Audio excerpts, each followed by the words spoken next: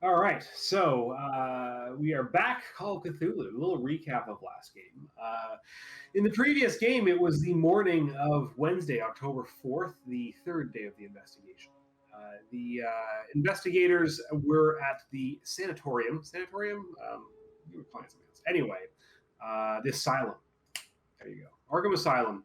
Um, and they had spoken with Cecil Hunter the game before, and went back to speak with the head, I guess not dean, the head of the asylum, had a little chat, got a little bit more information about a few things. Particularly looked into the noises in the following cell. Basically the noises appeared during a period of time in which the man had already died. So the noises that Cecil Hunter heard. Cecil Hunter, being provided a sign of protection by Mr. Watts, was scrawling it into the wall, specifically the wall adjacent with the cell where he heard the noises, with his foot while he lay on the ground, otherwise held in place by his straitjacket. I don't know if you found anything else out too important. You looked at the weather information about the different days in which there had been some strange weather, and essentially it was not predicted, so that was unusual. And then you otherwise decided to make your way back into town. You went and you checked out the office of Professor Leader and also Emily, looking at, or Amelia, not Emily, Amelia.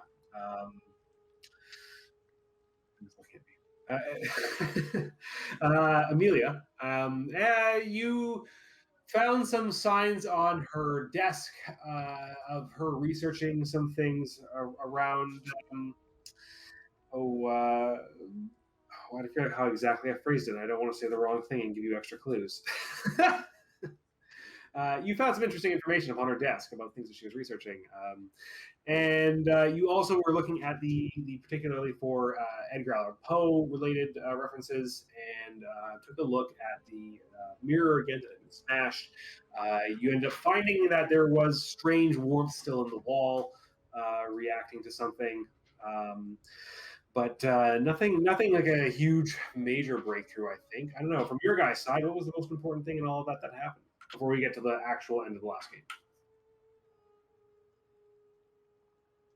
I think the knock on the wall, knocking down the mirror, was significant. Definitely. That's reading the poem out. Definitely setting the tone. Exactly. So you chatted about what you were going to do next, and landed on that Mr. Watts and Miss Baker were off to Cecil Hunter's apartment, I do believe. That's what I understood. You are on your way out and heading onto that trip. Are you driving the same car, Miss Baker? The car that you had? Yeah. So you head out and hop into the car and are making your way across town to Cecil Hunter's apartment. Shortly after you leave, spotting over your shoulder, I'd say Mr. Watts, you notice a car that you think you saw back at the university. Pointing it out to Miss Baker, she has a sudden moment of recognition that that looks rather like the car that she could see through the night, the previous night before.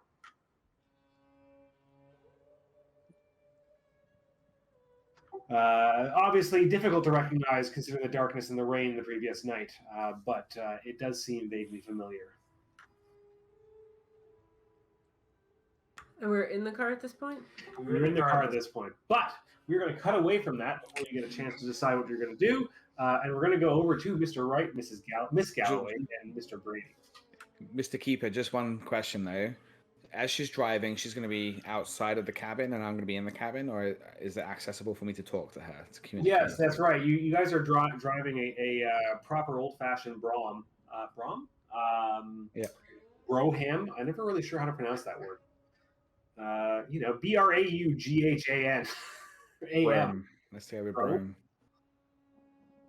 Anyway, a thing where the driver is outside and everybody's inside, but then it's a word that there's an entire history in terms of automotive manufacture that follows this date, where the people have used that word to refer to a bunch of different kinds of vehicles. At this time, though, that is what that refers to. A little bit of actual historical knowledge. Anyway, yes, I don't know. would you have made him sit in the back, or would you two be sitting up in the front on the in the outside? If I was able to sit up front, I wouldn't sit in the back like I was having a taxi ride. I'd be sat with her. All right. Thank you. That's all I wanted to ask. There's a lot. I suppose a lot of information related to where you were sitting in terms of historical vehicle stuff. Okay, Mr. Wright, Miss Galloway, and Mr. Brady, you had decided to set out to try and track down Miss Court. I believe you had ended off asking where Galloway would probably be the person most likely to have some ideas of where to check. Do you want to give you a few ideas of like where you might be going in terms of your own knowledge of the university, or do you want to have some ideas off the bat that you want to explore right away? So, before we get into that, I don't know if it needs to be said, but we probably, before everybody broke apart, decided to just be back at like my house or something. Yes, I assume you make sure guys that's were clear. like, going to do some stuff and meet back up, whether it be at your house or the university. So my thinking would be to check that like study room where they found her last time first, and then check other places. That's really the only place that I had in mind. Sure. The area in the front of the library, or in the in the department. I think it was in the department where they found her. Yeah, the department would be closer. So you head over to the department, and you take or the department's like study room. Take a look around and see a handful of faculty and a few of the graduate students. Real quick, before we get there, I just want to like talk with the other two to figure out how we're gonna approach this. Like as we're walking or something, and just be like, so when we do find her, I figure we have a couple of ways to approach this. We could come in, heavy-handed and lay down everything and like accuse her straight away to try to scare her. Not sure how well that would work if she is indeed a witch. I was thinking that we could also just come in and ask like if she knew anything about Mr. Hunter. We could feign ignorance that we haven't found him or spoken with him yet. Like something, we found some information in our investigation about a Mr. Hunter working with Dr. Leader, and ask if she knew anything about this individual, and see if that gives us any clues.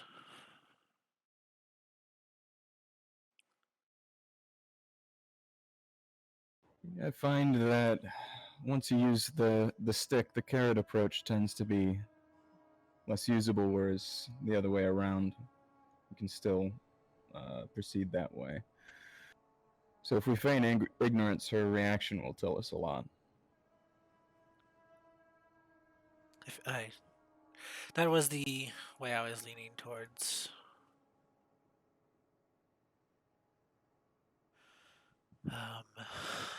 Yeah, I would agree. But if the information isn't as free flowing and we don't get much more than where we are now, are we good to play a little bit of hardball with her, as far as the knowledge that we have with just all the compiled information between the different people regarding Miss Court? I mean, it's pretty evident there's something mysterious with Miss Court, regardless of if she's an actual witch at this point. She's definitely got some information that she's not given us that we would benefit from. Yes, I'm not one much for lying, so I think someone else should handle that role. But I think we can try to, if she's not the culprit, try to persuade her into trusting us a little more with more information. If push does come to shove, do we have any leverage? So far, the forgery seems to be entirely isolated to leader, his assistant, and their fence. The dean as well seemed to be in on it. I think that was something that we had gathered, was the dean was in on it. I believe you gathered that from your good friend Anthony Flinders, who okay. believes a number of things, some of which seem rather ridiculous. If Flinders and Roach had suggested the dean was in on it, but they also seem to have pretty heavy Yes, Roach more motivation. tangentially. Yeah. Okay. I mean, we have the word of Flinders and Hunter. That's about all we have, and I feel like coming that angle might not work because it's a little flimsy. I could see her just easily brushing that off as two crazy people, to put it mildly. That's true, but you could also not give her all that information or necessarily your sources and kind of lead on or play to the fact that you might have more information than you actually do. I would imagine that Mr. Wright knows a little bit more about that kind of angle than you or I at this point, but I'm not sure if that's an angle at all. I'm not sure that I would be as well, but just kind of posing it to, I guess at this point, Mr. Wright. Well, believe it or not, I've never had to use the stick. It gives a smile. It's never gotten that far. Though I would imagine just the accusation would be enough threat of derailing her career, if it comes to that. Possible. I would hope, just in the event that it is not her, I would hope we could end our conversation amicably. Always.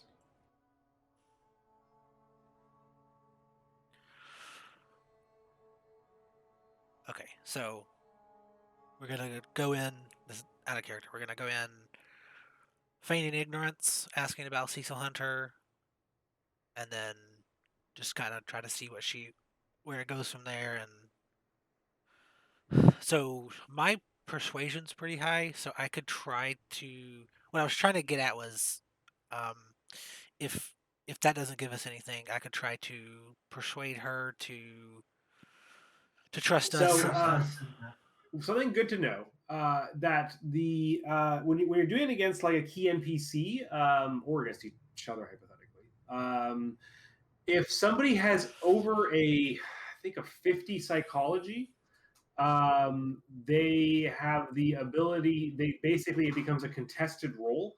So you need to actually score a level higher than what they roll against you in terms of the level of success. Basically, so if you're trying to fast talk somebody who has a good ability to see through somebody fast talking them, they will get to roll whether or not they see through you, and then you will roll how well you did it. And so, like basically, you need to get one level of success higher than what they roll.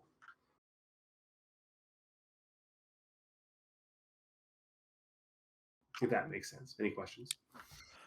Yeah. All I got is charm. I got no intimidate or essentially like any of those like things where like if you are doing something to try and like in terms of like social interaction stuff, the usual like attempt to see through something would essentially be the like psychology roll. Oh, like bluffs and stuff. Yeah, so basically like in terms of like you trying to roll something as to whether you convince them one way or the other, they if it's particularly if it's like to some extent not necessarily disingenuous, we're trying to influence them, If their psychology is good, they will have the opportunity to roll against you, and so the level of success will be determined as to whether they roll well as well. So basically, if they roll a fail, then all you need is a success. If they roll a success, then you need a hard success. If they roll a hard success, you need an extreme success. And if they roll extreme success, you're just out of luck. Yeah, you're SOL. So.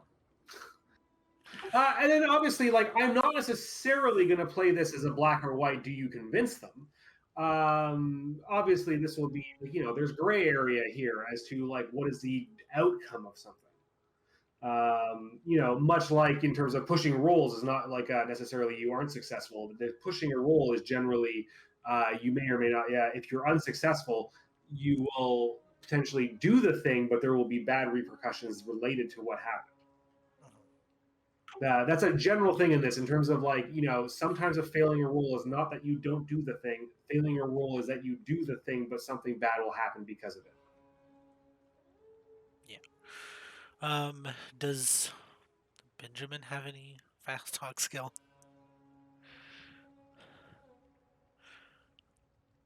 Because if we're trying to go down that angle, it might be good to have somebody who can fast talk. Yeah, I mean, obviously, there's a few different like options in terms of things you might be using to try and talk to them, and then think in terms of what your skills are as to the kind of things that would like, kind of approaches would play into that. My charm is very high, but fast talk is very, very low. So. I mean, from a charm perspective, you could try and play up the like, fellow academician that you're both university professors that you want to just be friendly. Like, charm is not necessarily obviously like, I'm trying to woo you. Like, it might be just simply being somebody who is a charming professional within the same profession.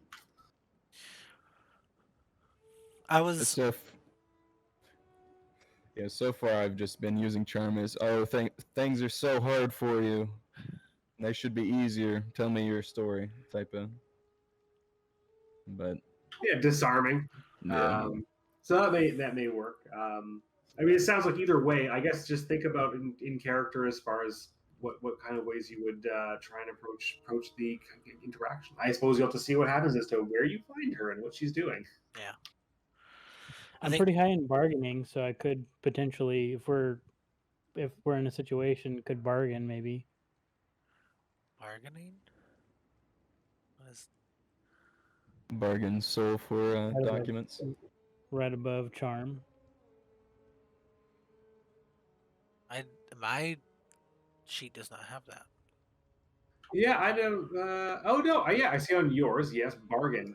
So there are some specific. Oh, probably because you're an antiquarian.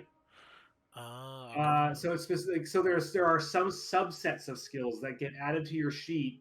Like the idea being that like science is like a skill thing that has like a generic role, but then you're like, well, you probably don't have skill in just science in general. You might have a skill in some kind of subsidiary scientific discipline. So you're like, if you're a chemist, your role for chemistry related things would be maybe a 70, but your role for engineering would still just be like a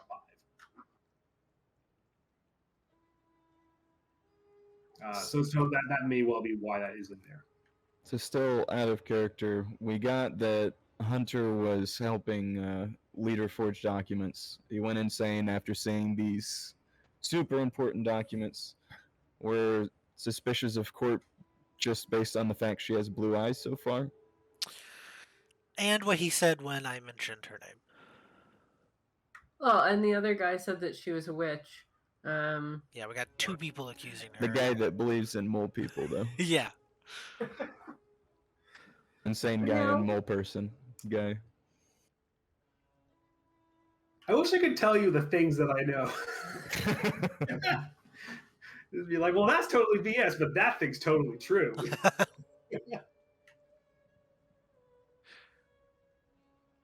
All right. Anyway, so any more to discuss then before you make your way over? I think maybe any more planning, we're just gonna go around in circles. See how exactly? See how? I mean, maybe you can't even find her. Maybe she's nowhere. She's been spirited off to some nether realm. So I guess approach being that we're about to wrap up the investigation. there's like no suspicions on her, maybe she'll volunteer some little nugget somewhere. Yeah, something I was thinking was I could try to persuade her, and with the angle like um, we both are working for the college, and we're wanting to get through this scandal as quickly as possible, and maybe even throw in something like this must be hard for you, being he was your advisor or you were his assistant, kind of deal.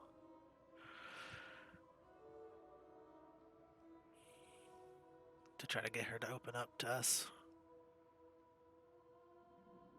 Could try for a 1-2. I could try and disarm, and you could go for the actual logical argument with persuade. Okay.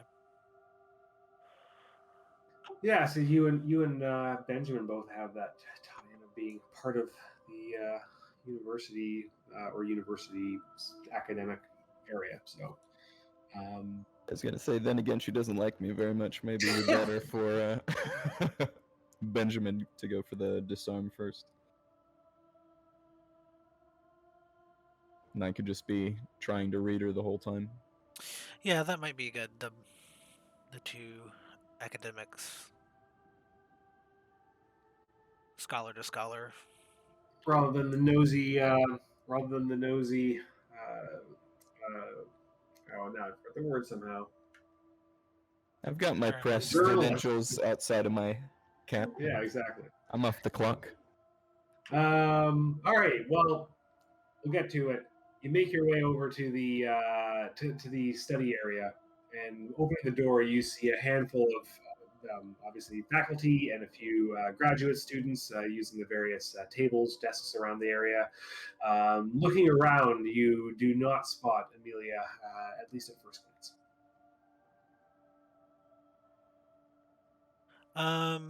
I might just like walk up to another faculty member and just ask, like, have you seen Miss Court recently? A bespectacled elderly man that you know specializes in anthropology, but you can't quite remember his name, looks up and says, Miss Galloway. I think she popped her head in here about lunchtime. Not too long ago. She made her way off somewhere after grabbing a few books. Have you tried the library? We have not. We'll try there next. Thank you. He nods and goes back to his work. I'll go back to the group and say, I guess we're heading to the library again. All right, we're gonna cut back over to Baker and Watts. You're in the car. You see a car behind you that you think is following you. How many other cars are around? It's the middle of the day in a relatively busy city. So like, this would be, busy city traffic, relatively speaking, for 1920s. Because so there's like some horses and things like that, and carriages, as well as motorized vehicles. Various like people going around doing deliveries. Like it's a busy Wednesday in the fall in, imagine Boston or something in this period of time. Okay. I guess I will try and keep an eye on it, but continue on to our destination as if we haven't noticed them. Have you, I feel like I've seen a car behind us, Nora. I feel like it was at the asylum. Yes, I'm pretty sure they've been following us, and it's the same people as the night before, but You try sure? not to try not to give away that we've noticed them, and we'll see how long they follow us. I was thinking about it, and perhaps if we make 4 left turns, that will kind of that will confirm our suspicions if they're following us. If they know the city well, it may also give us away. Mm-hmm. Yes. I'll adjust the side mirror. I assume we have a side mirror. That's a good question. This period of time, I think side mirrors were uncommon. It was like 1950 40s or 50s, I want to say, where side mirrors became an optional thing for safety. Oh.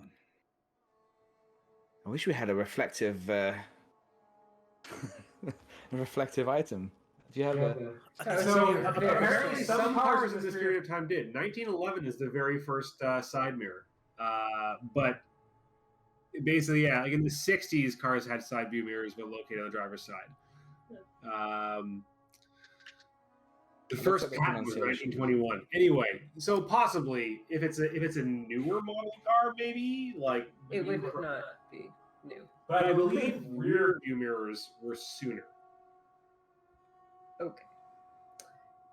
Anyway, yeah, we'll keep heading to where we're going, unless it gets particularly like less busy on the streets and more like super obvious these people are following. So as you head across town, you do see that they make a few similar turns with you. You make your way over towards the bridge. Let's head over to the map. Over here. Back to the map. So you find your way heading up North Garrison Street towards the central bridge that goes across to the north side of Arkham. And they are certainly following you. They drop back a little bit as you hit the bridge, but are clearly following you across. Where are you going to go when you get to their side? Basically, the apartment is relatively centrally located to the northwest as you come across the bridge, along Armitage Street, not too far from the train yards. It's not exactly the nicest part of town. And is a little ways from the proper downtown where Independence Square is. As you head that direction, you would know that you're going into an area that is lower class and has more foot traffic, more slower vehicles, and more basically obstructions. You're going to find it slower moving than your car. I'm gonna load my pistol. All right. If I were to turn right onto this water street, would that be a like faster? No, that doesn't connect. The bridge goes over the top of that. Okay. We can take a right on East High Lane.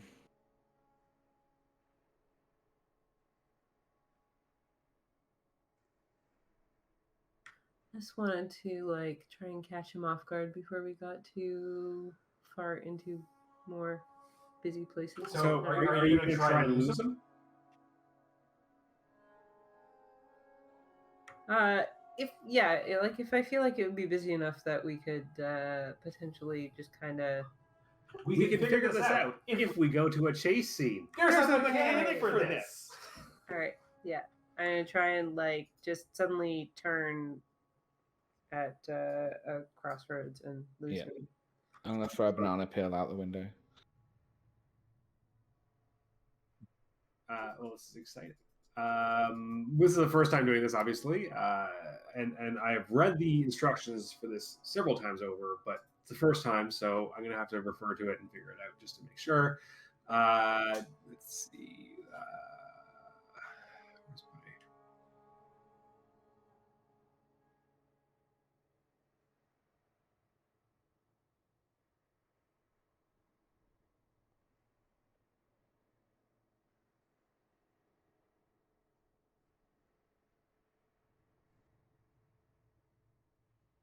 What's con?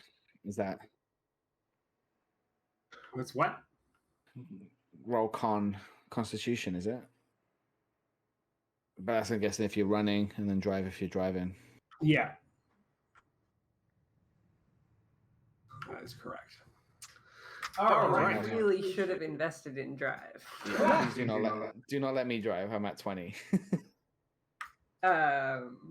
Yep. I'm totally better than that. It's been nice working with you. Should I grab the wheel at a certain time? Help out. Like that scene in NCIS where like they have to like stop the hackers and the two of them start typing on the keyboard at the same time. 100%. The real question is, are you better at shooting things than I am? Probably not either. It's Thomas Watts here. All right, then you maybe should take the wheel. Because I might need to shoot things, but we'll see what happens. You can take my firearm off me as you saw me load it, and then you can dual wield. I think I lose like a fair bit of accuracy doing that, Oh, I don't know. because you have to do the extra fast shooting, I think, regardless of whether it's one weapon or two.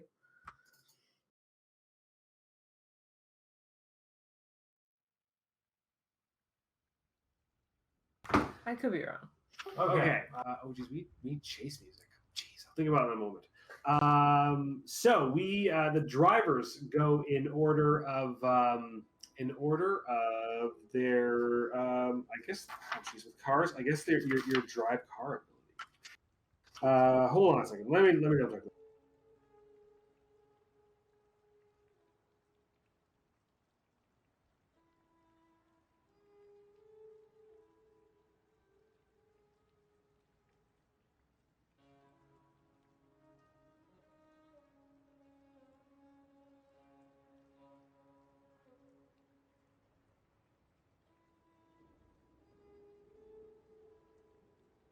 Does the car have stealth mode? Because I'm pretty good at So stealth. you have a move rating. What is your move rating? Oh, move. Wouldn't it be based on the car, not the? No, I think because the idea is that this is about your like driving ability or like your like that. It's not necessarily just like one car's faster than the other. I drive My auto, but I don't have movement- move. My movement rate is 8. It's on your Oh, combat. yeah, no, sorry. You're so drivers make a drive auto roll for vehicles to test their handling of the vehicle. Okay. Where's movement? Sorry. It's on the combat tab. You see skills, combat, backstory, spells. Yeah. You have to click on combat, and then there's a movement rate there. Yeah, 9. Sorry, I have to roll a drive auto. Oh, sorry. Whoever's driving has to roll a drive auto. So if you guys are quickly swapping off while you're like standing in traffic, or you're going to try and make your way away, then obviously Mr. Watts rolls the drive auto. All right, do you want to do that preemptively so I can shoot things potentially? Yes, let's do that. I'll shimmy underneath her as she goes over. My hand slips. She doesn't seem to notice. Yes. Oh, now. Okay, so what is your move? 9. And what is his move? Or hers? Or its? Or 8. theirs. So you were +1 on movement. Well, if you're +1 on movement, They can never catch us. yes, you win. All right, that's resolved. that was anticlimactic. Yes, that is how the first part of it rolls out. It's like, okay, it's a chase. If the person who's chasing you is slower than you, then you escape. We still get to narrate that, though. Taking a swift right, you barrel down the road with Mr. Watts taking over and Miss Baker leaning out the passenger side window to look behind, holding her gun at the ready just below her waistline so she doesn't raise suspicion. You careen down the road, and the car behind tries to keep up. They follow you for the first block or so, but just as you come to the corner, you make a swift left turn up north of the street, and looking over the back, you see as the other car comes to the corner, looks to make it like it's going to try and follow you, but suddenly stalls out and sputters to a stop. You make your way up the street and see a hard-looking man looking out, leaning out the window, looking in your direction with a loose-fitting coat and suit on, staring hard at you as you disappear into the distance. You take another left, losing them down the block to the south. What? Nora, I think kind of. what, Oh, sorry. Go ahead. Nora, where are they? What's happening? I think we lost him. Should I loop round and perhaps we become the hunter?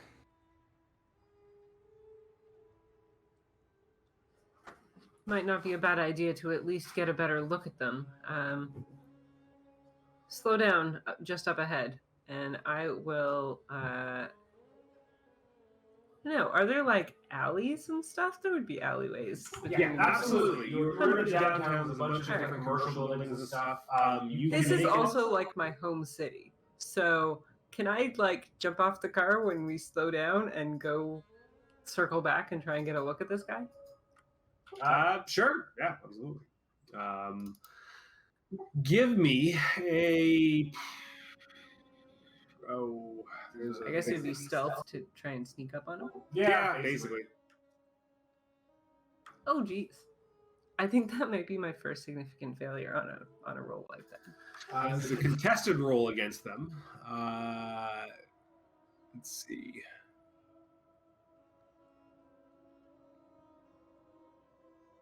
Oh, weird. Do they not have this on their? I guess not. What is the default for spot hidden? 15 or 25?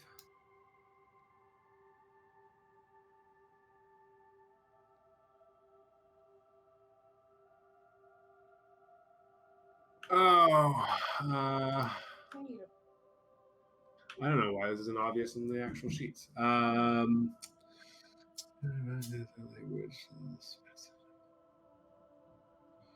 Spot hidden is 25.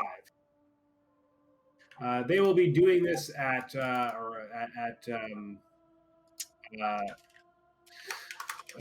hard difficulty because they're not looking for somebody on foot. They're looking for a car.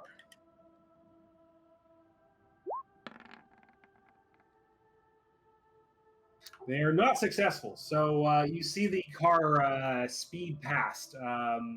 Obviously, Watts, are you staying there? Are you parking the car? Are you just like heading on to the destination? I was waiting for Nora to get back. Where are you waiting? I would have waited at the alleyway. I would have watched her go down the alleyway. Perhaps I would have looped around. Okay. Well, it basically is like if you continue driving and like head back off a different direction, then I will say you have lost them. If you are like hanging about, then you're going to need to hide the car. No, I think I would have tried to perhaps loop around. Yeah, like you can meet her on the other side of the alley. The next Yeah, block. Yeah, I think I would have told you to just like do a circle to. Yeah, exactly. All right. So yeah, then I won't worry about that. You see that this car go down head down the road with the two men looking quite two men in the car looking quite focused ahead of them, checking out the cars, but they don't see you at the side of the road in the alleyway, watching for them to go by. You see fairly hard-looking men that look like this. I can do a handout. I've got a handout for this. Cool. Where is it? Also, I assume there'd be license plates or something. I will try and take note of like make and model and license plate of the car. That's a good question. I don't know. I have no idea if that's a thing in 1920s, but if it is, I will write it down. Yeah, the registration number is 7. Yeah, exactly. I'm not really sure about that, but if there's any like noticeable, obvious markings that stand out, take note of that. Apparently, I never showed you a bunch of the things you should have seen. I'm assuming it's not Abner Wick and Lucy Stone in the car. No, it is Oaks and Shaughnessy in the car. Okay. Who you do not know the name of yet. Okay. So, sorry. You see, yes, these two men go by. In terms of a description, let me just go to the thing.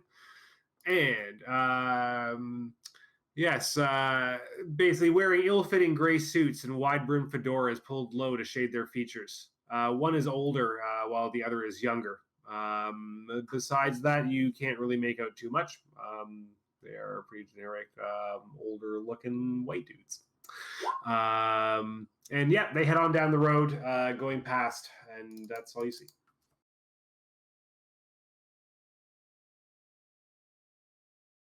Seems like that it's a fairly generic, fairly standard vehicle. Nothing that you can, it's not super fancy and expensive. It's like a pretty regular, nondescript car.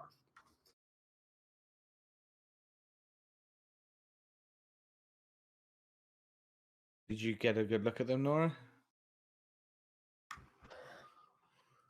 Pretty good, I think. It's a Model T. Model Ts were 47% of all car sales in the 1920s. Okay. Well, I guess, yeah. We'll figure out the license plate situation later, and if that's even something I could find someone to look up for me. But yeah, I'll circle back around and meet up with Watts. Yeah, I saw them pretty well, I think. I should be able to pick them out if we see them again. Car itself isn't anything special. Standard Model T. What do they look like? So they did in Massachusetts in the 1920s. Give me a spot hidden as to whether you spotted the license plate. Excuse me. Could I do one too? Actually, you know what? I am going to spend a point of luck on that one. All right. You see that the license plate is 104293.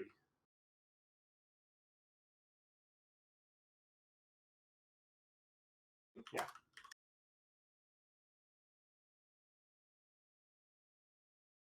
So I assume you told me what they were dressed like. Yes. Is there any knowledge on like cults or clans or something like that that I've known to snuff this out, like the X-Files type thing or anything like that?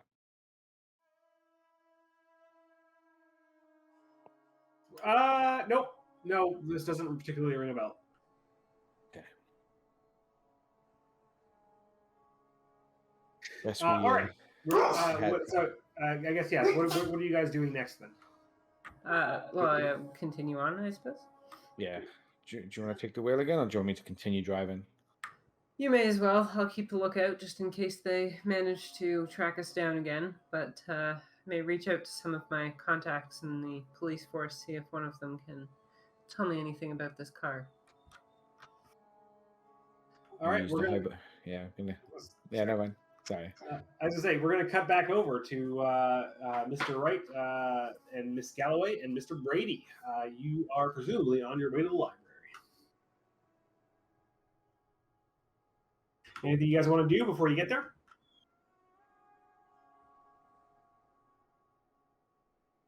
Nope. All right. You make your way across the campus. It's as I mentioned, a bright, sunny day for October. While it's crisp, cool air and a bit of a breeze, still nice, cloudless day. You walk across campus and see various students making their way around, sharply dressed in their school jumpers and showing the school spirit. You find yourself in front of the towering edifice that is the Miskatonic University Library. Climbing the steps and opening the door as you go inside the musty halls, lined with books and various studying nooks and so on.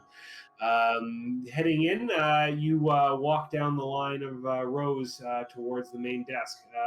Give me a spot hidden. Just all of us? All of us? Oh, yeah. Okay.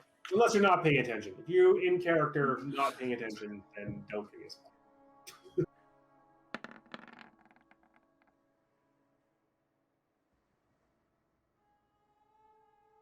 Let me just make a roll myself. Oh, here we go. Whisper.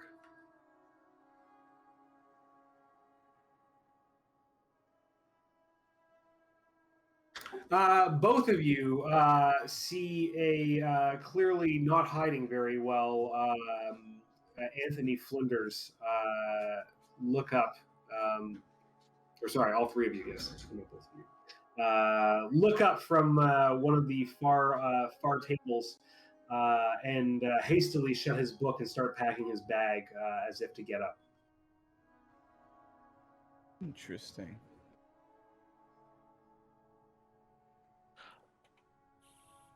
I'll head that way. Yeah, I was gonna say, I was gonna ask if you wanted to go see what that was about. Yeah, I'll just say, you guys find Court. I'm gonna see what he's up to. That's a good idea. So we haven't seen Court yet. Just Flinders. You have not seen Court in your spot hiddens. Okay. There's no sign. I was planning on just asking like one of the staff, like if they had seen her. Sure. So making your way up to the front desk where one of the usual attendants is, you ask if anybody has seen Amelia Court around, and he looks, he thinks to himself and says he's not too sure. That there was a few graduate students who stopped into the head librarian Smith's office in the last few hours, but he can't remember if Amelia was one of them. All right, I'll thank him for his time and then go back to Mr. Brady and say, if several graduate students saw the head librarian, she might be among them, so we could go ask her. Yeah, I believe that's a good idea. I'll just head that way with you. All right, Mr. Wright, are you just going to go straight up and approach Flinders if you can simply catch him? Yeah, I'll make eye contact so he knows I saw him, and then kind of have like a little smile and walk towards him, friendly. He slumps his shoulders and starts packing his bag more slowly and looks up as you approach. You did meet him. You were like, I think, did everybody meet him in person? I forget now. I think I started a conversation and then everybody joined, or yeah, I like think that. everybody Or was the other way almost around. everybody. Nora think left like reasonably. I think a lot of us left and left him talking to someone, but we were all there to start with. I talked to him about more people, just the two of us. Yeah, you had the longest, but I think everybody did. Anyway, just double checking. Okay, yeah, great. He'll say, Mr. Wright. I don't remember what my voice sounded like when I originally met you, but this is what it sounds like now. How goes the investigation? I think we're close. Quite fortuitous to see you here at the library. Indeed. What brings you to the library? I was doing some of my own research into the matters at hand, but nothing has come up for me yet. I wish I could find out where these documents were. I think we've got a pretty good lead on that. And I actually wanted to thank you. Your tips have been quite helpful. They have? They have? Which ones? More or less all of them. The mole people, I knew it. Yes, we've unraveled this. I think we're very close to unraveling the coven that's plaguing Miskatonic. So you have them in your sights then. How many have you uncovered? The ones you suggested, of course, but I know it's bigger. Excellent, excellent. So what can I do to help you in these last deft moves to round them up? Well, any more people that you suspect for a start? And also, I agree. I think Miss Court is at the heart of this coven, perhaps the leader. And if you've seen her or seen her do anything suspicious in the last day or two, it'd be very helpful for us to know. Give me a persuade or something along those lines. If something that makes more sense in terms of your character. I've been trying to stroke his ego a little bit. If I could roll that into a charm. Oh no, sorry, I was looking at the wrong thing. Yeah, I think that's fine. Perfect.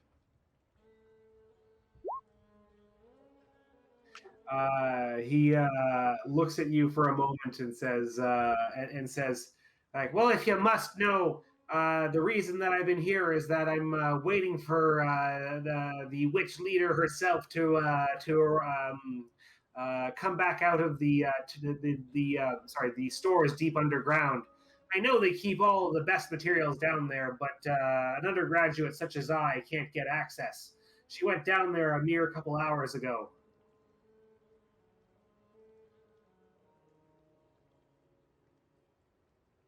She's probably made a nest down there. Who knows what artifacts they have in there? I've heard the Ark of the Covenant even is down there deep inside. A couple hours, you say? That's... Indeed, just around lunchtime, she seemed to be in a hurry. Did she bring anything with her? Oh, she had her usual bag. I can't say anything special, though.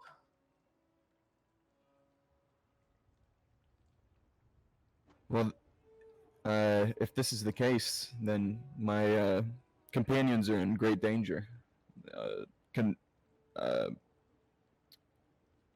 Finding a witch in her own coven, in her own nest, that's about as dangerous as it gets.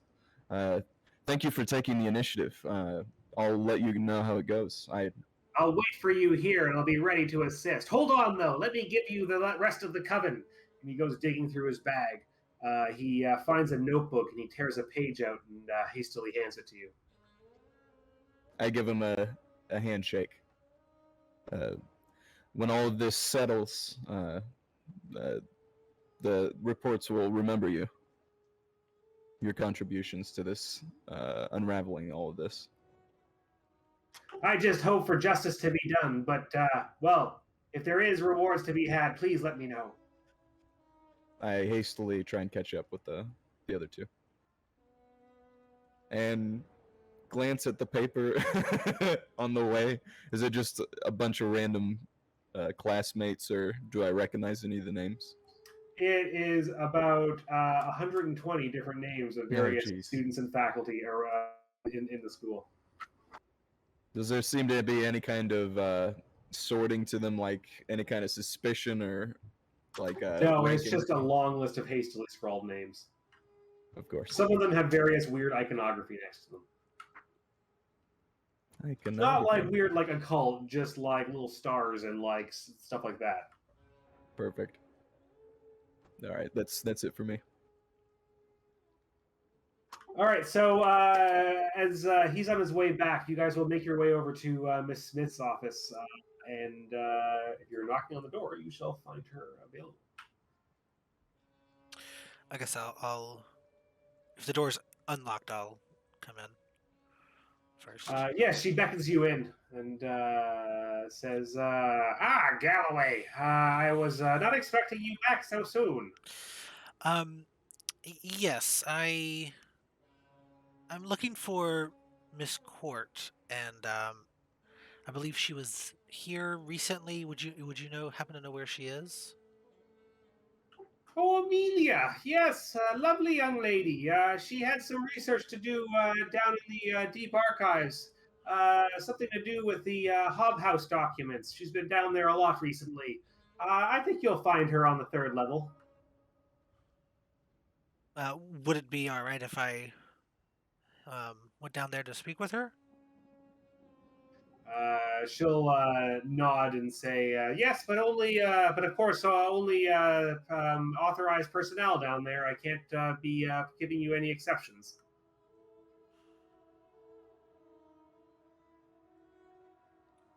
So, okay. I'm trying to figure out how to.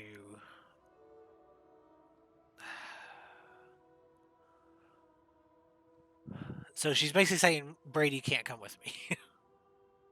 I would say Brady probably as a visiting academic to some extent has not, but probably could argue for being like, oh yeah, like I'm included in that, right? I will kind of gesture towards Mr. Brady and say, I assume it is all right if our colleague here comes down too. She'll look and say, I remember something about you coming. What are your credentials again? I've been a professor for quite a long time, and since I've retired, but I spent nearly 30 to 40 years as a professor, and um, it wasn't until recently that Professor Leader had asked for us to come and try and resolve an issue, and it's of very high importance, and um, I won't be down there long, and it's just so that we could talk to Miss Court and myself and Miss Galloway and quite a few other folks would be very gracious if you'd be able to give me the time to at least go down and speak to Miss Court. Give me a charm roll.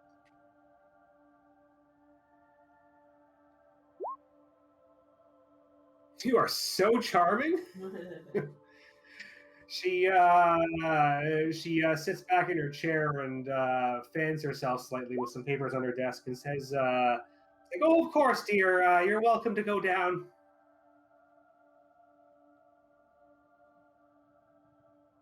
I And appreciate it. she scribbles on a piece of paper and hands you what is a official chit that provides you access. It is not dated. There is no specific end date upon it. She just basically signs her name and hands over a card. Much appreciated. As we walk out, I'll just be like, "Wow, I don't even have one of those."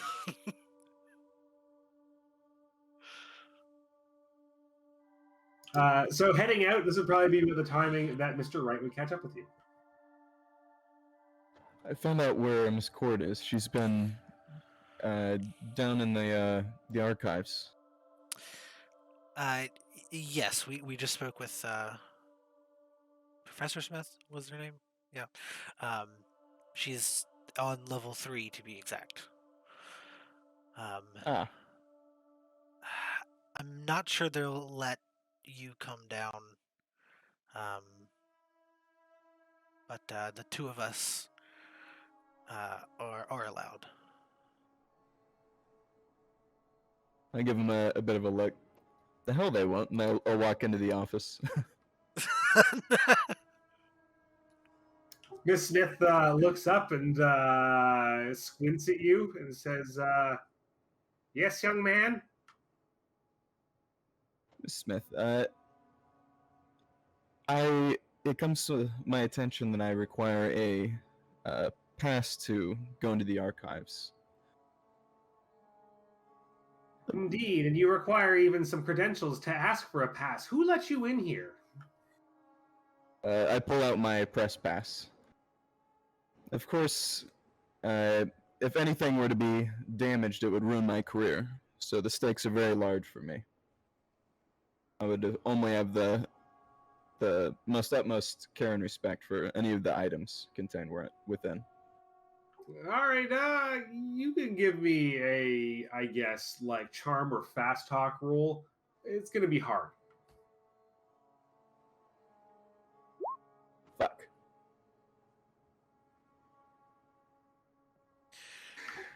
She asks to see your credentials and looks at them, and she purses her lips and hands them back, and she says, "I'm sure this gets you access to many places, but the deep archives aren't one of them.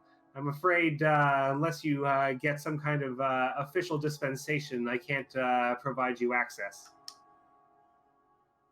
It kind of looks taken aback. Just completely. That usually works. Dispensation. Would you need that from the dean? He would be one of them that could provide such, but even then, I have the ultimate say. I do have a lot of trust placed in me for the safekeeping of the various archives and artifacts stored down below. Okay. Well, I will talk to you later. Kind of slumps out of the office, tail tucked. Seeing Mr. Ray come out kind of disheartened by the whole situation, I kind of just assumed that he wasn't given a pass. So I'm just going to peek my head in real quick to speak to Professor Smith. I'll just ask, like, Professor Smith, I just have a quick question to ask. As Mr. Wright had just come in here and asking you for a pass, would it be okay if he's accompanied by me and Miss Galloway? If he could just, he doesn't have any permission to come any other time or have a pass or anything, but that he just this time he could be escorted by us two, and if anything was to happen, I'm more than okay to deal with any of the consequences that come from it. All right. So I'll say, since you had a very good charm roll before, and you're coming back in and trying to be more charming, give me another charm roll, but this time it's hard. God damn it. She says, like, those chiseled features only get you so far. Unfortunately, I can't be letting any members of the press down there unless there's a very good reason to do so.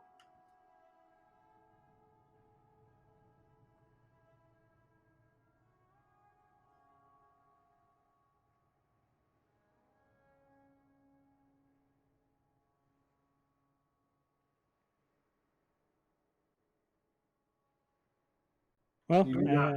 I appreciate it, Professor Smith, and we'll be on our way. She gives you a wink.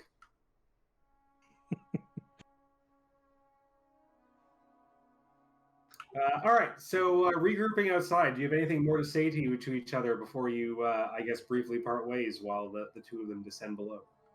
So, I imagine there's someone like at all times watching that door that goes into. Yes, basically there is an attendant who, while doing other work, is stationed by the door that heads to the lower archives. This is actually, and this is through the back of the actual first level of, like, basically there's like the main library, there's the stacks, which is generally like stuff that only the staff is able to pull from, but like anybody can request materials from. And then there are the archives down below where that you must actually gain special access and permission to go down to. So you go through the second place to get to the third place. Yeah. I was thinking possibly trying to sneak him in, but that seems dangerous. I mean, yeah, you could try, but you have like a big area to get through. You have to like go through an obvious open area behind the desks of the main library to then get to the stacks, and then get through the stacks, which, while sparsely populated, you then get to a door where there is somebody who is generally on hand. Yeah. Yeah. So sorry, Mr. Wright. It would have been nice to have all of us there to question her. I mean, we could wait until she comes out, but who knows how long. She's She already got been there for several hours at this point, so who knows how much more time she's planning on spending in there. Yeah, and Just you two be careful. Something doesn't add up about all of this. we will. Did you say there was just one attendant? Would I know that it's just normally one attendant?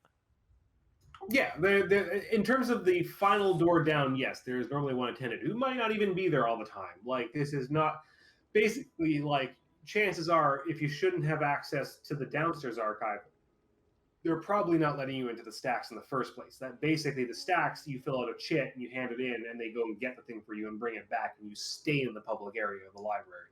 So generally, you probably will be somebody who's already approved for access to the like higher level access into the library to even get to the point where you get to the door to go downstairs.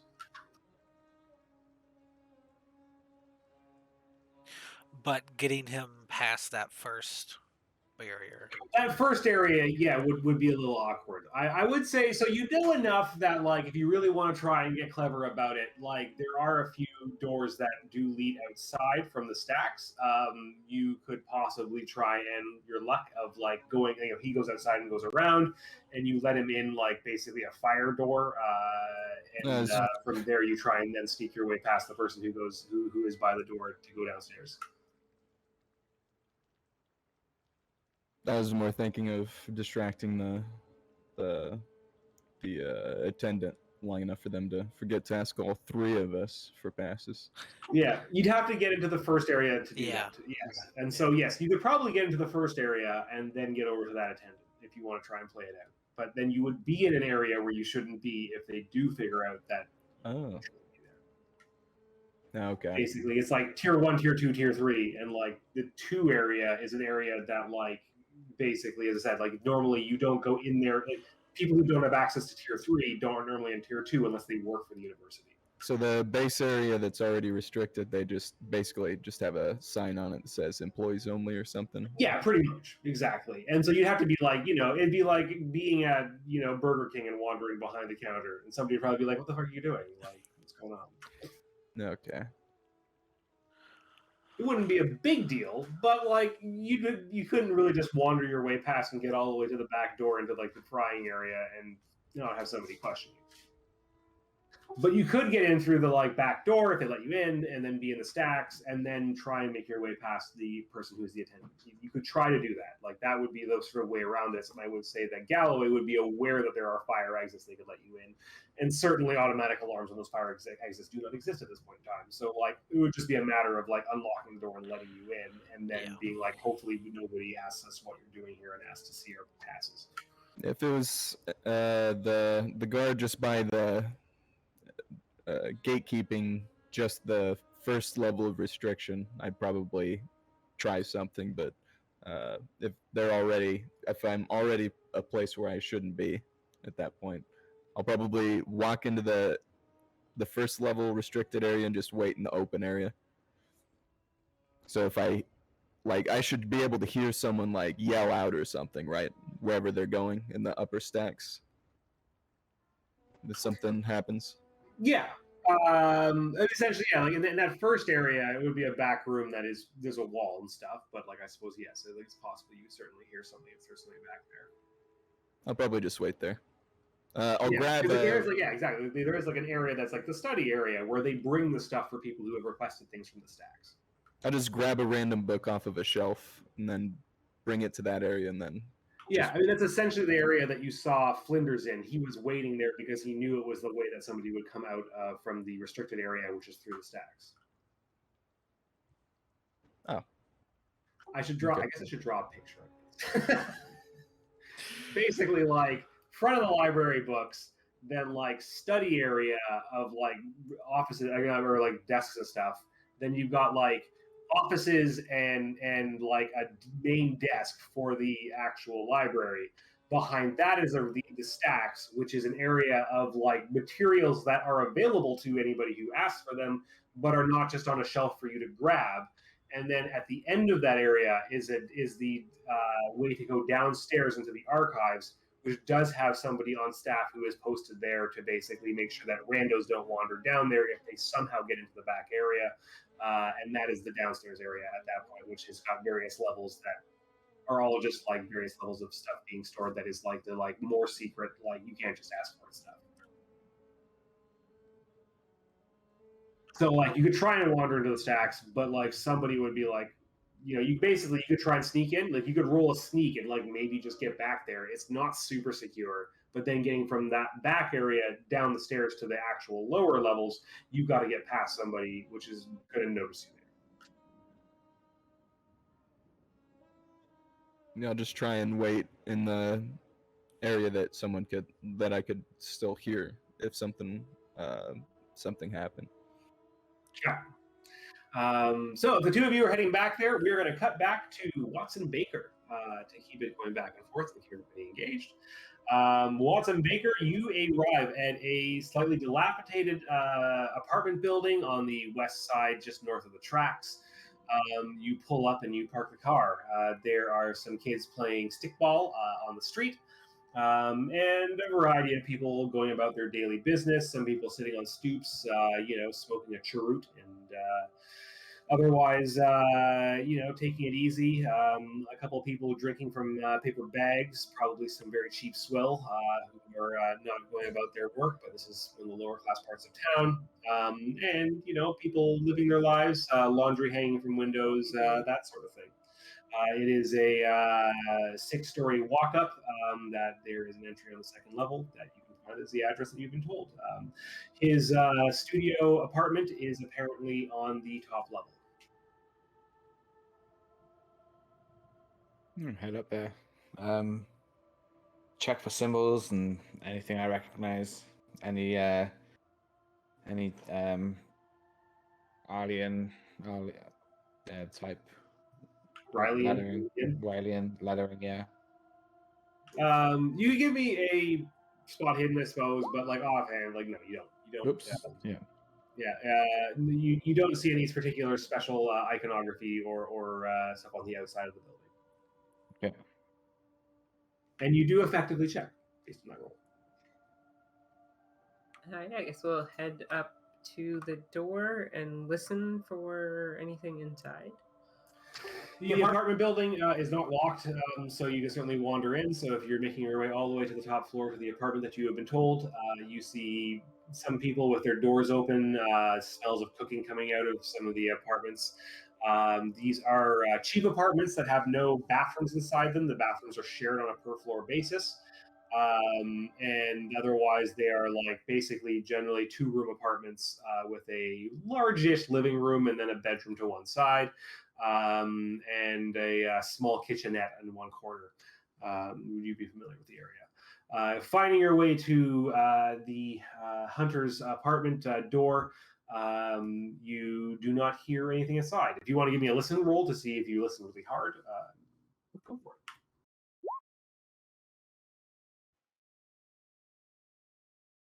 it. With a successful listen roll, you do not hear anything inside. Really, really quiet. Okay, I will try the door to see if it is locked. It is locked. All right, I guess we will try the key that we have. The key slips in and is a bit of a poor fit, but you are able to open the door and unlock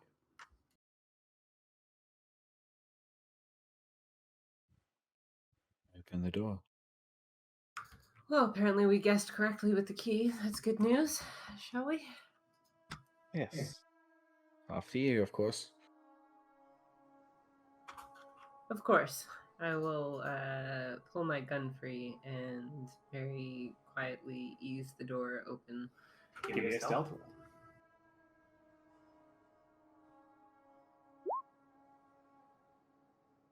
The door creaks loudly as you open it.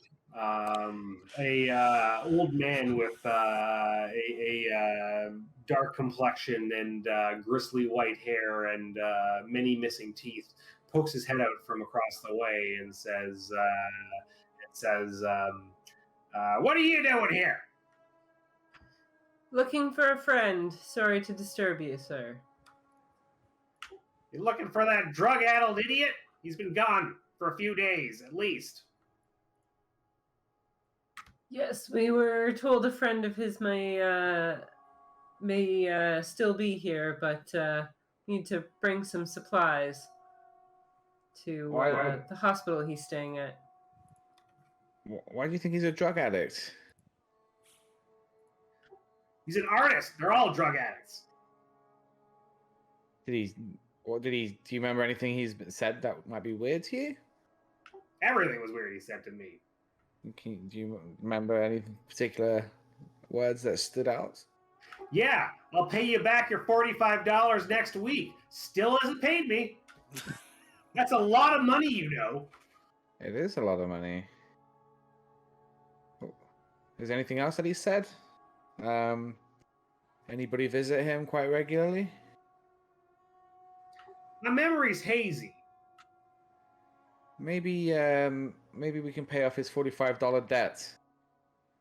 I'm sure I remember much better with that debt paid off. Well, the information better be worth the $45, but my name is Thomas Swats. You can find me at the university, and I will be more than happy to make a withdrawal from the bank to pay off his debt. I'll hand him Well, you over. come see me about that when you got cash. And he slams the door. How much cash do I have on me? Your spending limit. What was your $10 credit? a day, I believe it is. Yeah, I was gonna say I don't think you got $45. No, I have a lot of money in the bank. You'd have to go get it though. Yeah, that's what I mean. Not walking around with that much money. No, that's a lot of money. But you Yeah, we'll could see. also try haggling. Yeah, Yeah. that's right. Seems an Standard awful normal. lot to pay for not a guarantee of information. Perhaps we should see what's in the apartment before we Maybe worry there's about him. $45 sitting around in the apartment. Unlikely, but maybe we'll get lucky. I will finish pushing the door open. As we go in, I'm going to look back down the hallway to see if anybody followed us up. You do not see anybody who follow you up. That does not require spot hidden, that's for sure. You don't see anything. All right, so you open the door, and looking in, you see what is a shabby artist's flat. There is a drawing table to one side with various papers scattered across it, piles of various art materials in various corners of the room. There is a dilapidated couch sitting against one wall with a small coffee table in front of it, covered with ash and various cigarette butts overflowing from a ashtray. There is a window that is covered with some poorly made blinds, and little else in terms of actual proper furnishings within the apartment. The small kitchenette seems fairly filthy. There is do they have refrigerators in this time period? I think refrigerators are relatively common. Yeah, they do exist. But like, would somebody have it in a cheap apartment? Anyway, he does. Maybe he's really fancy for having that. Whatever. Doesn't really matter. He has like a small fridge. Doesn't have a freezer. It's a fridge though. Keeps things cold. And a small stovetop, but not a full oven. And there are various dirty dishes in the sink. Anything jump out symbolic wise immediately, and then looking over the papers on the desk too. Before getting to the papers on the desk, looking across as you walk in, you see through into the bedroom, and immediately you notice what looks like a tall mirror that has been shattered. That was going to be my next question. Any mirrors in here that have been covered is what I was going to say, but it's been shattered. Well, Nora, it looks like we've got a theme going on here with these mirrors. It would appear so. Perhaps you should start on the bedroom and I will start out here. You have more experience with that mystical stuff. Yes. Would you mind just standing with me while I look over the mirror in case something happens to me? Sort of arches an eyebrow and gives you a nod, but loosens the gun in her holster just in case. Yes, it might be worth being a little bit more cautious than normal. 'Cause, you know what we've dealt with before, and I have seen things a couple times in the mirrors in the office. So I'm gonna immediately go and realize that the music has changed and inspect the mirror. As you walk towards the bedroom, you notice on the ground, just outside of the bedroom door, a smear of what looks like blood. Well, I don't think he's dropped any paint here.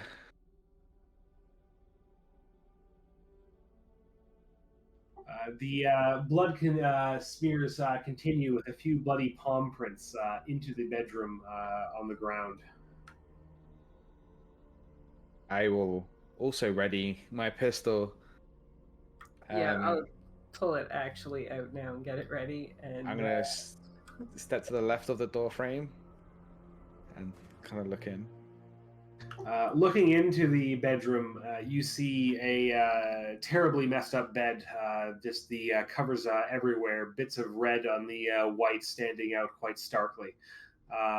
There is various bloody palm prints in places all over the room, and long smears of blood.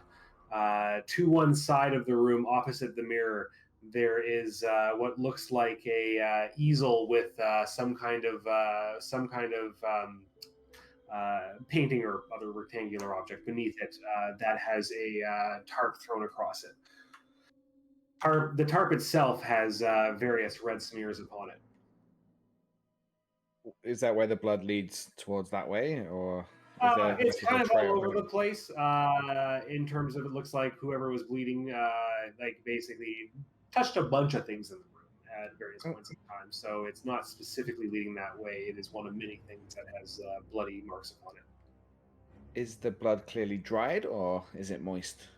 It is dried. Okay. Give me a lick. Is there an obvious weapon of any kind around? Shattered glass. Besides, there's certainly shards of glass in the bedroom. Give me a spot hidden.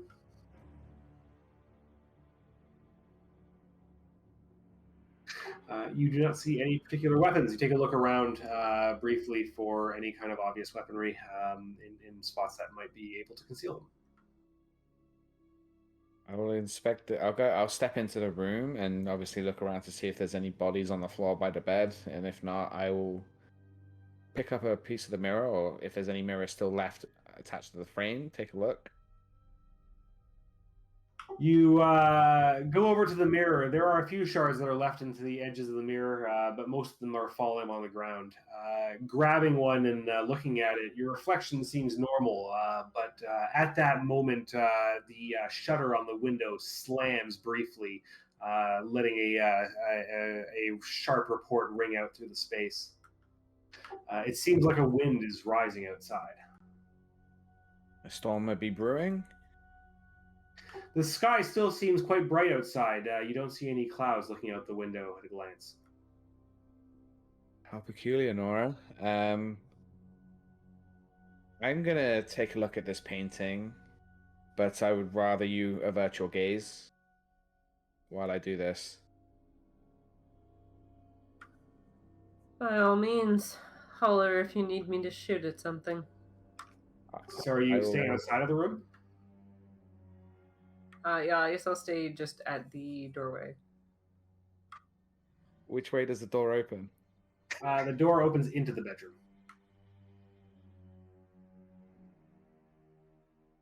The shutter just shut on the window by itself. Perhaps you can we can use something to prop the door open, and so it doesn't force itself shut. Sure. Why not? I'll grab a chair or something and wedge it in front of the door so it can't close in theory. And then I'll slowly pull the top off of the painting or easel. All right. Pulling the tarp off, what slowly comes into view is a single flat reflective piece of metal.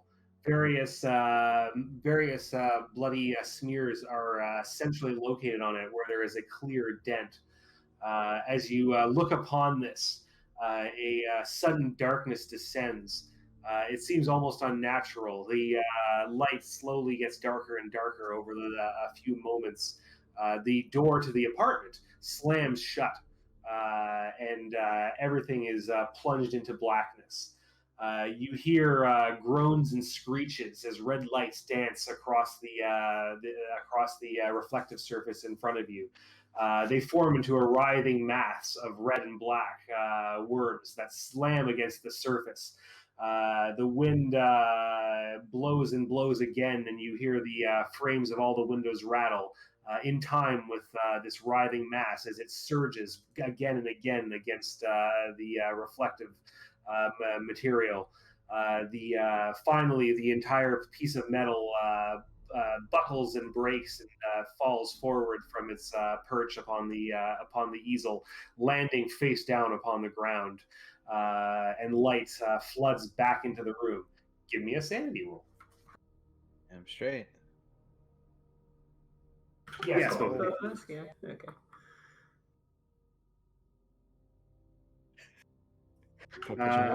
All right, Nora, you lose 1 sanity. You yell out briefly, dropping your gun, but you hold yourself together. Thomas, give me 1d6.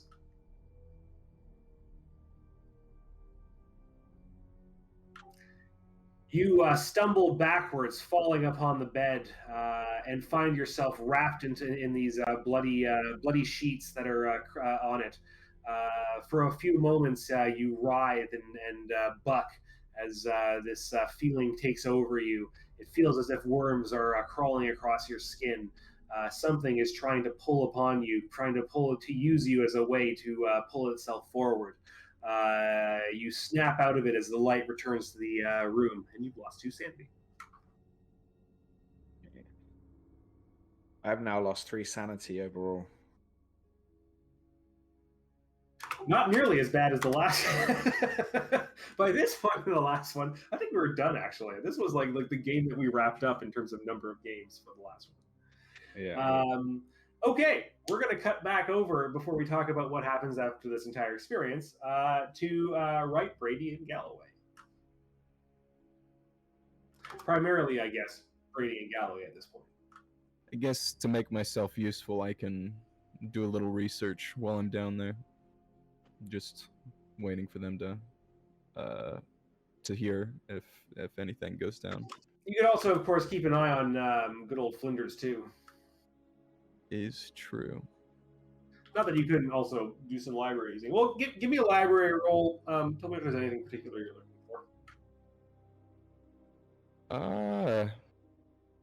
I'd be looking for any kind of evidence of like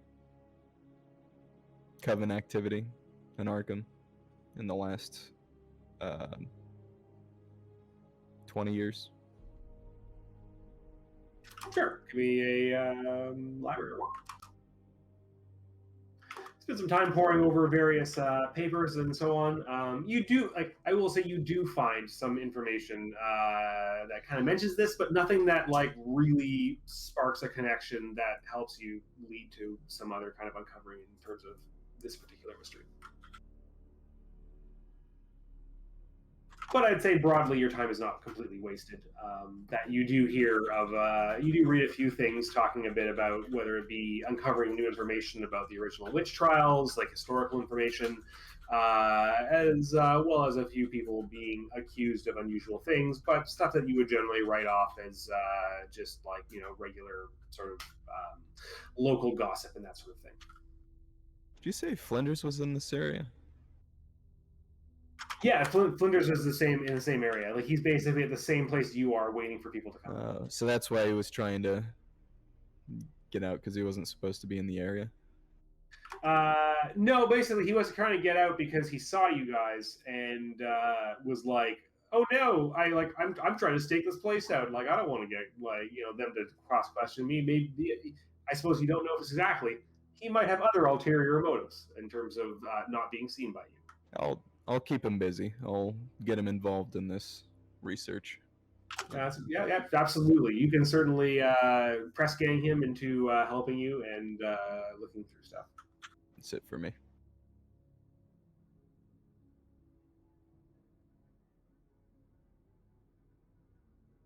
All right, so good old Galloway and Brady. You head on down, descending the levels into the deeper archives of Miskatonic University's library. You find your way down to the 3rd of 4 levels. What do you want to do? How far down was the stuff that Mr. Watts was looking at? yet. I think maybe the second or the third level. Okay. I guess I'll before we like enter the area, I'll just look over at Mr. Brady and say, well, are you ready? Yeah, I guess we'll just head that way. I'll just have my little card badge thing ready to show. I will say, sorry. Yes, that was just before you head down the stairs. A young attendant stops you and says, "Good to see you again, Miss Galloway. And you, sir, you're new here. Do you have dispensation to go down below?" Yes, I just got okayed from Professor Smith. I'll just casually show him my pass, my card. He looks at it quickly and nods and says, "All right, great. Well, hope you find what you're looking for down there. It's always a bit of an adventure." Appreciate it. Thank you. So, right, you guys make your way down, and third level, the deep archives here are poorly lit. That you need a torch to find your way around. That there are some lights in various sections, but you will need to flip them on as need be. Was there a lantern, or I guess a torch at the top for us to take? Yeah, there's there certainly are torches that are like there for staff to use. Absolutely, you can grab one. Yeah, I'd grab one and kind of lead us. Electric torches, not water. Okay. Like... No, not with fire. Yes, exactly, a flashlight. Okay. I'd grab one and just kind of lead the way. So you see a couple wells of light in the fairly cavernous interior that would indicate likely to be people who are busy at their research that are a ways away. I would, before we approach, I'd say, do you think we should, I don't know, sneak up and just try to look at what they're doing before we announce ourselves?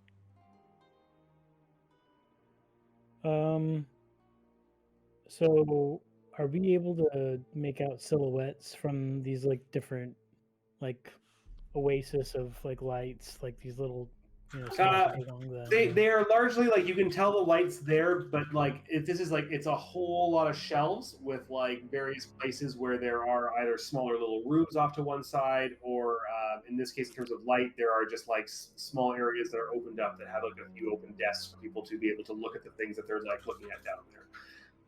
So you can see where the light is more or less, and then you're getting closer to it, but like you kind of need to get fairly close to it to be able to actually see what's going on there. So in terms of sneaking up on something, as long as you're quiet, absolutely, but you need to be pretty quiet down here not to be heard. Okay. In which case, it's helpful. Yeah, I'd be good for that. Yeah, just to get a peek before to see if there's like anything really weird going on. I gotta find stealth. I'm pretty terrible at stealth, so let's. Nope. Yeah.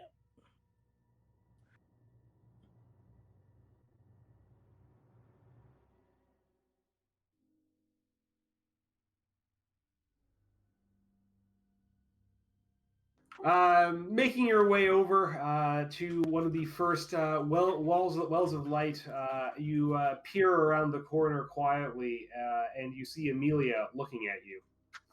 I just forgot to turn the flashlight off. Yeah, 100%.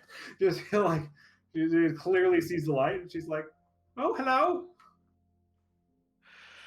I guess slightly startled that she was staring us down. I would like, oh, there you are, Miss Court. We've been looking for you. Do you have a moment to speak? Indeed, I'm deep in my studies for the day, but I could spare a few moments. What seems to be troubling you? Have you had any luck finding the papers? That's the reason we've come come to find you. We are. I forgot what approach we had decided on. You discussed so many. Yeah. You guys want to take a quick pee break and then quickly regroup about how you're approaching this? Yeah. Let's do that. I kind of need to suddenly pee, so that's why Okay. I should have suggested it during the previous switch in between the two different teams of people. But I think this is probably a good point. You can just go, quick pee, come back, you can make sure that you're on the same page. Best thing you should say is, Good to go. weren't your eyes brown before? I will say, seeing her eyes are definitely blue. Okay. Oh. Yeah. Okay. So, had we decided on trying to be coy and just ask about Hunter? I was thinking that we could be like, we were looking into Dr. Leader and found this Hunter individual who was working with him. Do you know anything about him? We just start with that. Yeah. Yeah, that. Yeah, I guess just kind of probing her for info and not really telling her too much about what we know or the sources that we have that kind of brought her up, and kind of playing dumb until we, I guess, need to try and encourage her to spill some more info. Is that kind of the approach you're thinking? Yeah, try to see if she gives up stuff willingly, and then try to kind of bring in the. I was thinking we could leverage the fact that she was the one. She was also supposed to be watching the papers, and also, she's his assistant, and he died, so that kind of shines some negative light on her, and helping us out could assuade any of those doubts.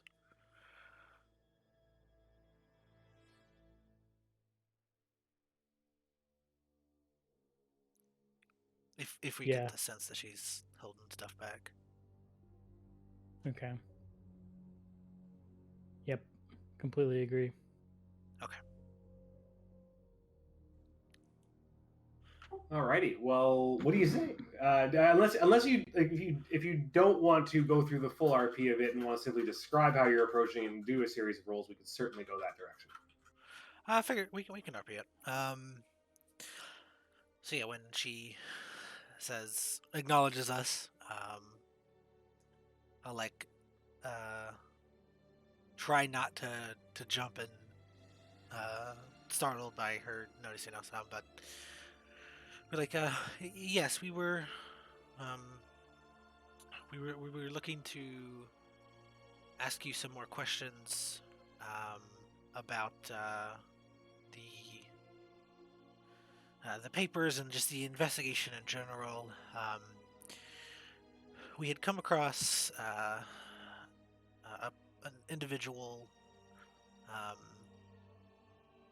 by the name of Cecil Hunter, who we have found was also working with Dr. Leader in the recent past, and was wondering if you had any information about this individual. I was aware that obviously, as I said, he was up to no good. But who exactly is this? You said Cecil? Yeah. Oh, hold on. Did I say it wrong? No, you did say it right. Okay. She's questioning you. She's being like, I don't know. Yes. Cecil Hunter, I think he was a student here a few years ago. She says, like, I'm honestly not sure. I mean, as I said, like, I'm sure he must have had somebody working with him. He was no artist, but who that might be, that's certainly not for me to say. Can I see if she's lying? Yeah, go ahead and insight. Be psychology. Yes, psychology, insight, D&D. Oof.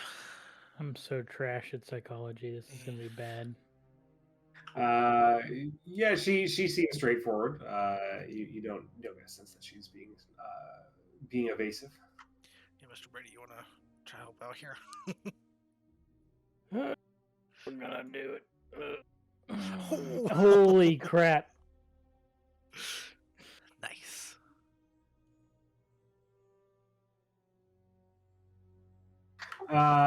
She is yeah, she seemed to be like a little bit unsure at first. Check that box. You get an upgrade on that one. Don't forget.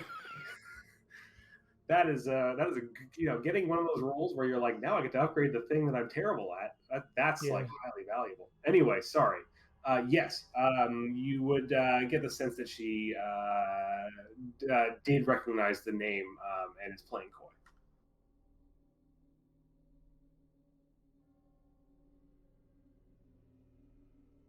So,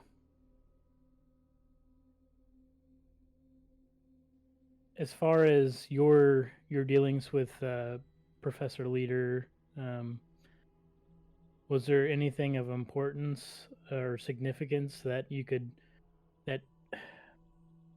that could be possibly damning evidence for, like, maybe Cecil's case in this matter, with regards to the death of Professor Leader? Just anything could help, whether it's damaging, whether it's anything that's could maybe point us in a better direction. Well, you've uncovered already that he was involved in some kind of forgery. Those documents were worth something. Surely, whoever was willing to pay for them would be the place to start. And so, I guess to reiterate over it, you yourself don't really know much about the forgeries. I had a professional relationship with Professor Leader, and what he did on his own time, shocking to say the least. But I only had my suspicions before this entire fiasco.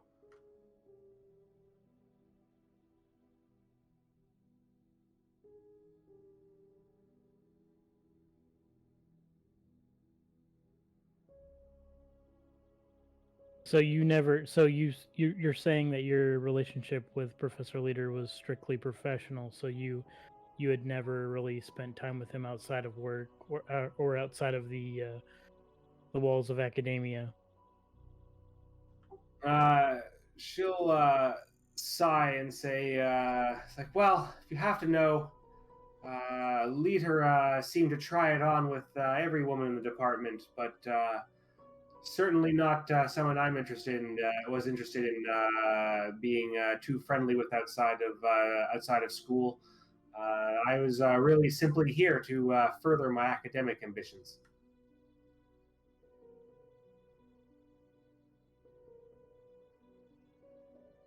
I would say you would know offhand at least that that claim is certainly not like completely untrue. That like Leader was like a bit of a flirt at the very least.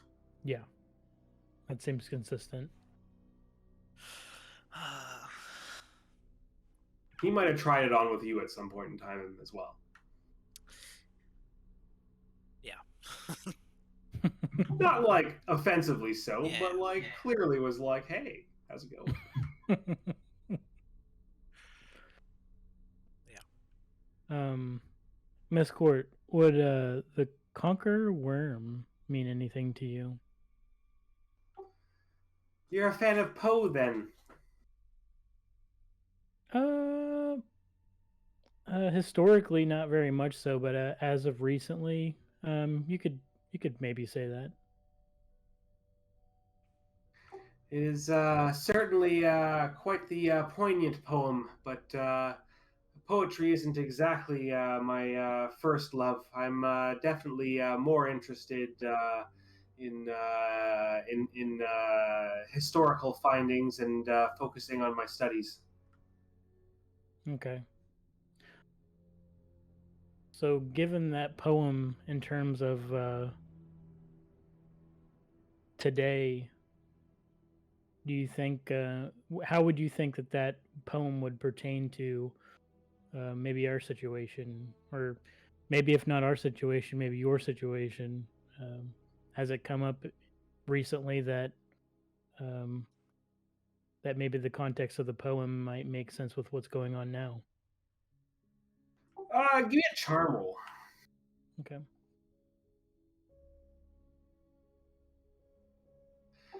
She looks up almost wistfully and seems to think to herself for a little while. And she says, "Well, it does seem almost poignant, considering the death and times that beset us.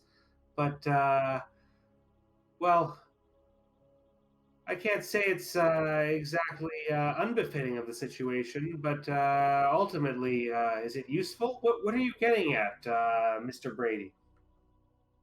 Um, Nothing in particular. Just the thought had crossed my mind, and you seem like a very rational and intelligent person, and I just kind of wanted to run the run it by you, see what you might say.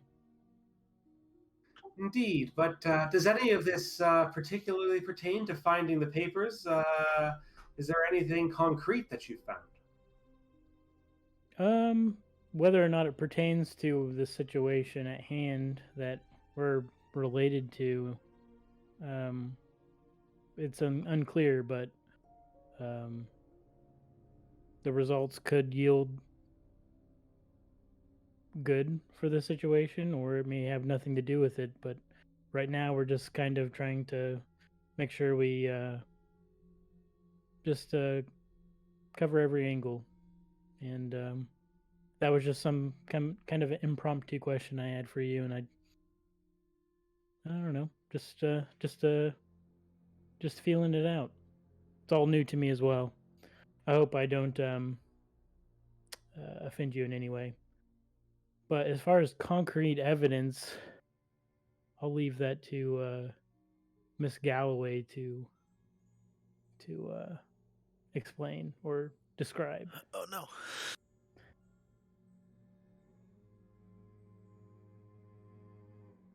Or we can both, out of character, or we both can come up with something. Yeah, I'm trying to think. We had said we're not wanting to show our hand. Okay. Well, so maybe this could be like a false positive situation where um, the hard, like concrete evidence that you may talk about next is not necessarily hard or concrete, but maybe an iteration off of what actually is what we found out. Um, like,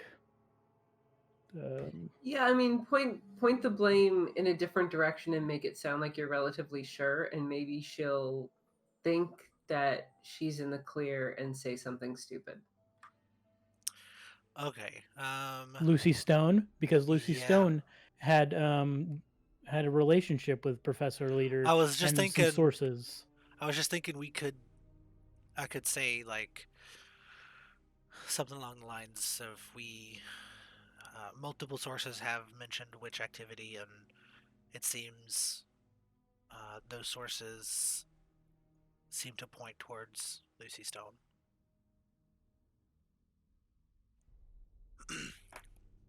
Okay. So I'll, in character, I'll say, well,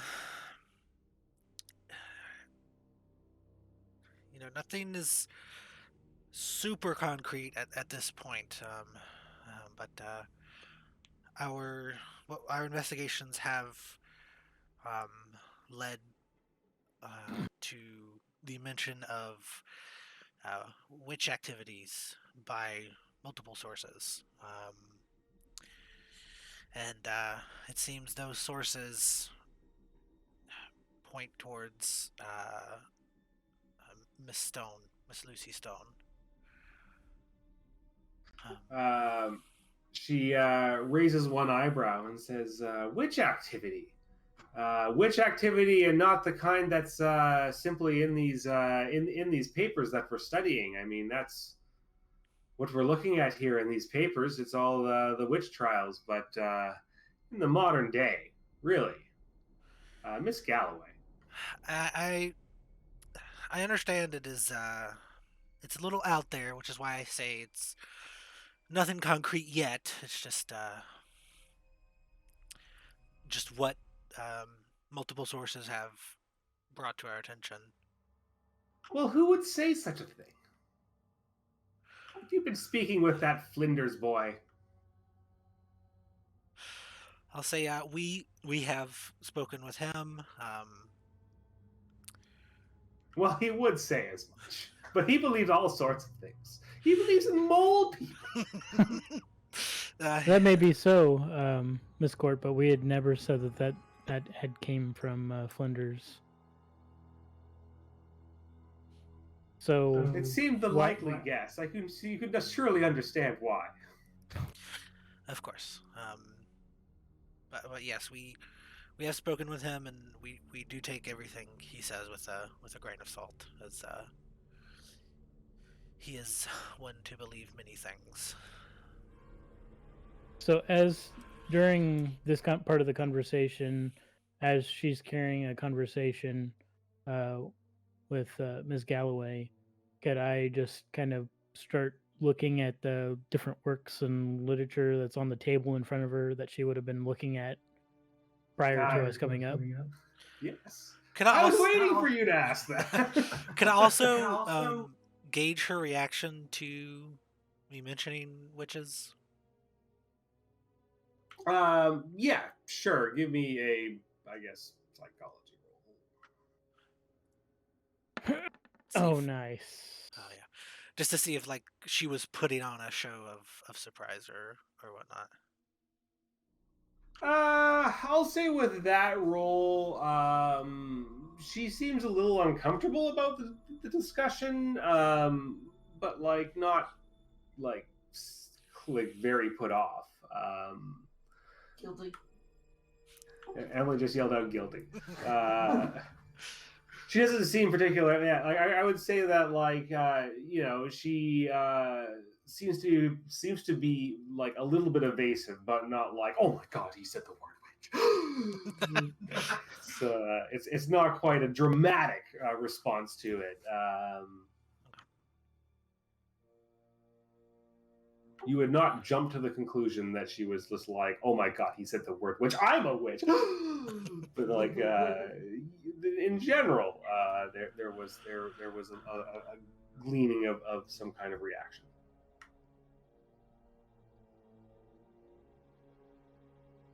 So would I need to roll a spot hidden for looking at what she's got on the table, or is it pretty clearly visible? Okay.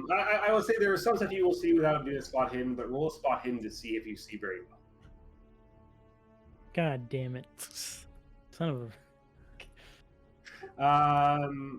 You see a bunch of different books that are stacked both open and closed upon the desk that she seems to be working on at the moment.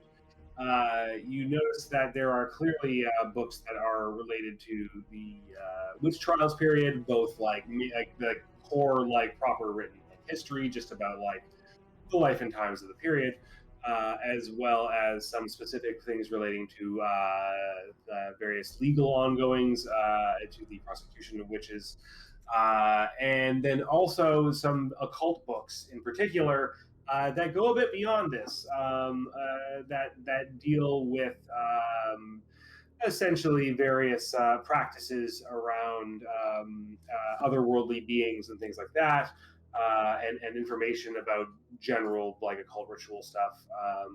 Stuff that is basically, in terms of rolling a 73 out of 45, is not completely like unrelated to potentially looking at the value of various papers related to the witch trials period and the trials that were continuing, because like clearly she would have the, from your perspective, she would have the excuse that she would be down here working on stuff related to the Hop House papers. Like not all the Hop House papers got stolen. Like a particular set of them got stolen. There's still other stuff that she has to do as part of her job. So it seems somewhat in line with that. But I would say, as a face value, no roll required. There are some things like it's not purely historical documents. You would certainly notice that without having to make a roll. Okay, so looking on the table, the works that I can't identify as easily, and obviously it can't be anything that's like of, big stature as far as books and whatnot. But would I be able to sleight of hand some of those like papers or works that I can't identify with my roll? You could try. Okay. I will tell you. Position-wise, I don't know where we're at, but So right now, like you turned around a corner and the desk is like she is between you and the desk. The desk was on the other side. She turned around to talk to you. okay. You would have to sidle your way up there Okay. and kind of like like there's no distractions going on. You would have to be real subtle as fuck and come up with a good description of how you were doing this to wander over there and just grab a few things. Okay. Well, so it's not impossible. Very hard. Okay. So in relation to where she's at, she's in between me and the desk where the works would be. Is there like stairs or anything between me and that? Or is it just like basically like this is a place where like the rows and rows of bookcases recedes, and there's several different desks set up, like 4 different desks all spread out, facing different directions for people to be able to work on materials that they were pulling from these archives. And there is like a few lights overhead that are lighting the particular task area. You are like in the aisle that has come up to this task area because you were trying to sort of sneak up on her and didn't do a very good job. So you stopped when you came out around, and she was like, huh? And like, oh, hey, who are you? What's going on here? And now you are in that position talking to her. If you wanted to try and like over the course of the remainder of the conversation, kind of like wander your way over next to her desk, I would say that a little bit later you would have a better chance of being able to grab something off the desk without it being a big deal if you did it while she was like turning in the direction. Okay. Yeah, I'll just hold off on that, and then as the conversation proceeds, I'll just slightly find myself rotating around the desk. Okay, that's fair. Noted then. Okay. Where were we in that conversation? Well, we had brought up the fact that I think she had assumed that Flinders was the person talking about Lucy Stone, quote unquote, in this conversation, that she might be the witch. Yes. Is that where we incredulous at the thought that there are witches involved in the actual disappearance of the papers? Yeah. Suspiciously incredulous. And I think I had said that we took anything he said with a grain of salt. Yes. It was like my last statement. So it kind of looked like there was a sense of relief on her face, maybe. Yeah, that would be fair. I said, like, yeah, it's hard to jump to a conclusion, particularly just beyond the fact that, like, she may be hiding something. How tangentially related it is to whatever you're saying is to be decided. Okay. I mean, think about your own particular, like, think like in general of like, oh, somebody's doing something. Really like, oh yeah, like, why are they uncomfortable about that? There could be a lot of reasons. Yeah. Or maybe your character jumps to conclusions and stakes her heart.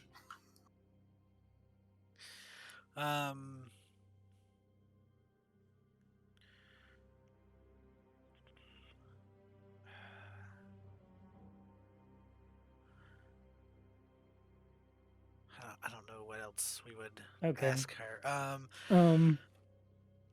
I kind of have a few things that are like on topic, but not like on topic. If that makes sense.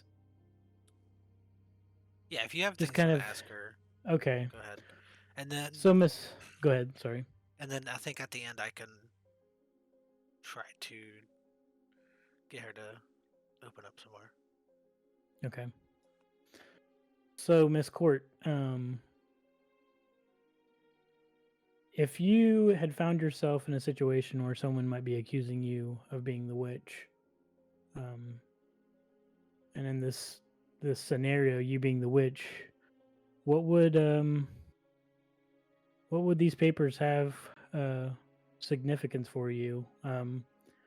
Why would someone want to have these papers, and why would it be important to them that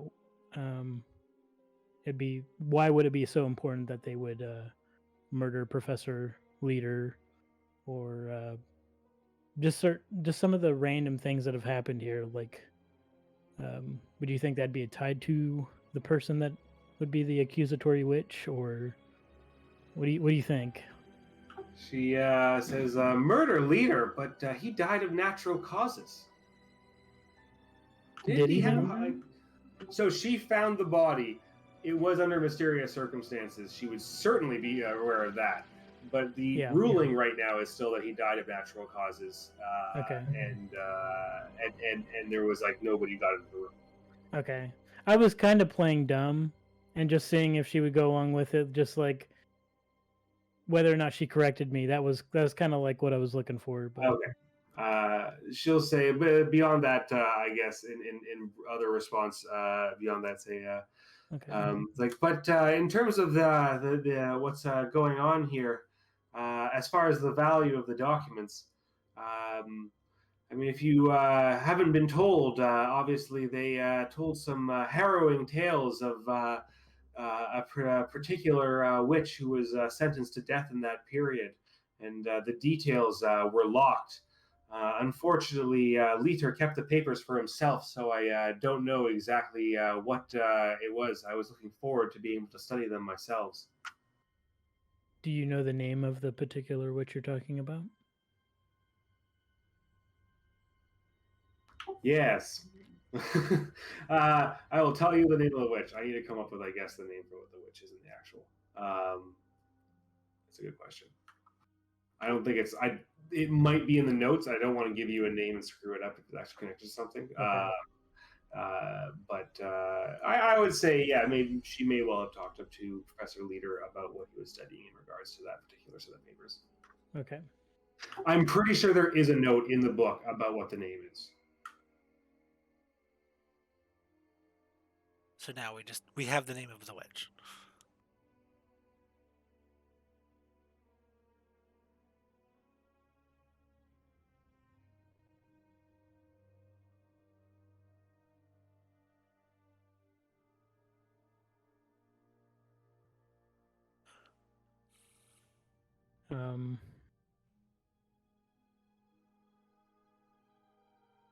Yeah. I could ask more questions, but whether or not it's useful, I'd rather save the time. Why don't we switch back over, and you guys can think about if there's anything else you want to ask. Okay. And in fact, it's 10:20. We'll see. I guess we'll switch back over and see where we get to. We may come back to this next week, and you can have a chance to chat about what you should ask her. Let's see what happens. All right, we're back to Watson Baker. What are you guys doing? Guess I'm still writhing around on the bed. Yeah, I guess seeing Watts in distress, I will enter the room and go over and like grab him by the shoulders and give him a shake. Like, what did you see? Oh my God! The worms, are they on me? Are the worms on me? There's no worms. It was some kind of illusion. Everything just went dark, and I could hear all the windows shuttering and closing and opening and closing, and I knew something was going to be weird here. Thank you for shaking me out of it. Yes, it seems to have had something to do with that. I'll sort of point at the metal thing on the floor. Yeah, I guess that's why it was covered. Oh my god, and why am I on this bed? The blood. Oh, get off the bed. You got some gross, like, smeary spots of, like, dried blood on you. Just brush it off, but I'm gonna throw the tarp over it again. Not the tarp, but the cover. I'd just like to cover it. Did you say it buckled? No, it was just like it was a tarp. It was just thrown over the top. Yeah. Did you say the metal sheet buckled on itself? No, so the metal sheet was buckled in the center as if something hard had hit it, and it fell to the floor, flat down. Right. I'll pick it back up, but with it covered still. Do you think he made this? I don't know. It seems an odd thing for an artist, but perhaps. Maybe we should find out more about his skill set exactly. It doesn't look like he does metal work around here, though. It is rather odd to see a piece of metal on a easel such as this, but Maybe he paints who it. knows? Yeah. I am suspicious of the fact that he did such damage to his own hands. It does seem to display perhaps some kind of regret for something he has created or copied. Yeah, I'm gonna speak to the thing through the not look at the metal thing, but I'm gonna say, "Are you the worm trying to get out?" See if we get any kind of response. Tap once. Nothing. What time is it? Is it daytime still? Yep, it is still daytime. It is like early afternoonish. It was not too long after lunch. How's the weather now? Still sunny out. I'm gonna open up all the windows again, and start poking around like under mattresses and looking for loose floorboards and stuff. Yeah, same. Looking for hidden spots where papers might be hidden or anything like that. Sure. All right. So you take a look through. There's various artwork and papers and books strewn about. You do find some poetry collections by Edgar Allan Poe. I guess others beyond that, give me some spot hiddens.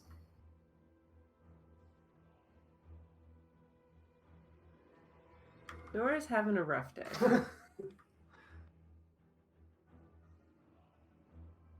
All right, Thomas. You, as you are going through the papers, knowing your occult knowledge, it makes it good that you actually got this one.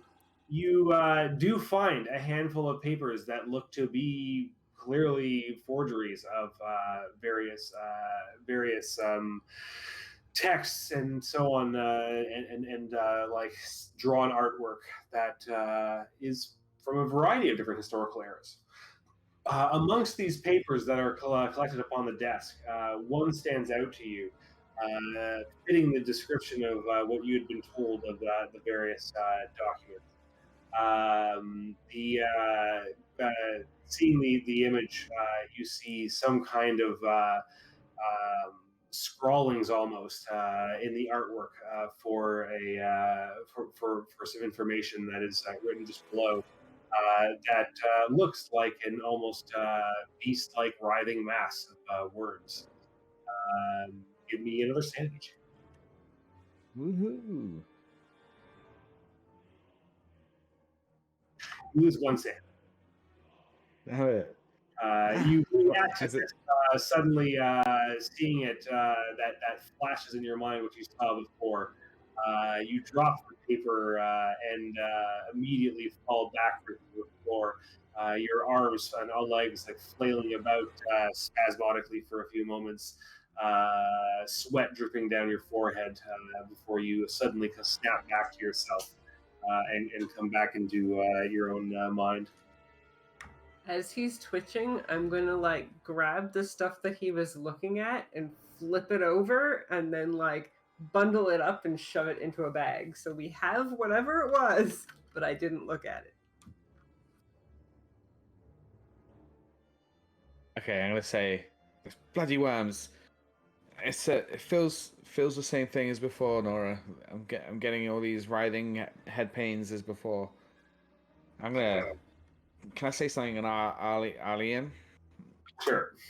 I want to try and just like yell something out and just see if I get any kind of response. Let's say what would be a good word that I may know that kind of would make sense saying?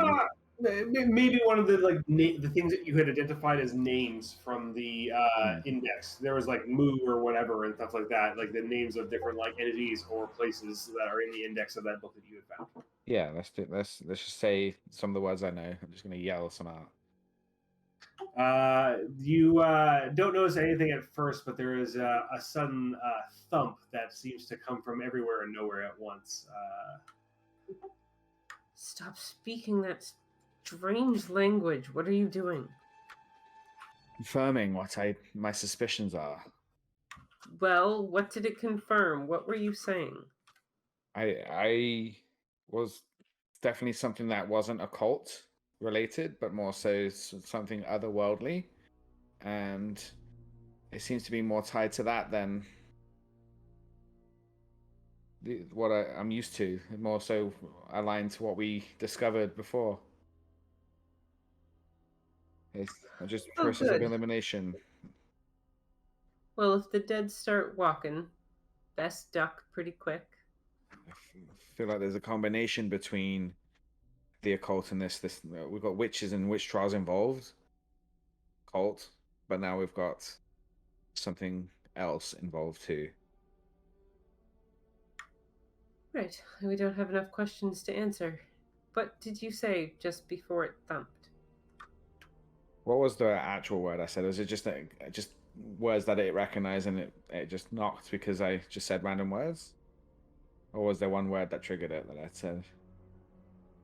I would say that there was a delay. You uttered a few different things, and then there was like a thump afterwards. So it wouldn't be clear as to whether anything in particular. It's not clear. It did happen a few seconds after I had said a bunch of words, but I was saying words like I guess a bunch of names. Yeah, a bunch of names that I deciphered. The sinking of Alia, the history of Alia. Am I saying it right? Mu. Location, which is one of the areas.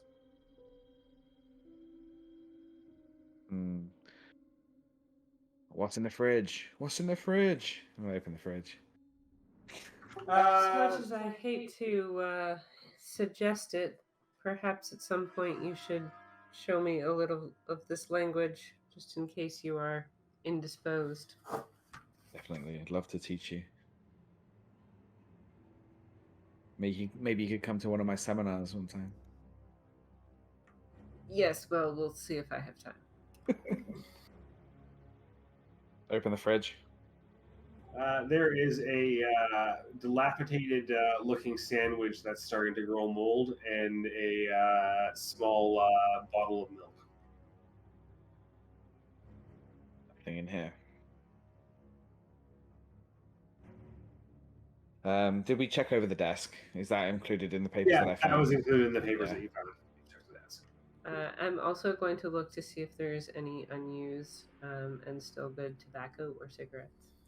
And money, and see if there's $45 lying about, as well as there were some Edgar Allan Poe poetry book bits around. I would like to take a look at those to see if there's any hidden compartment, like hidden cutout bits inside it, or anything in particular sworn over any of the pages, such as The Conqueror Wham or the other piece that he cited as well. All right. Underlining or anything?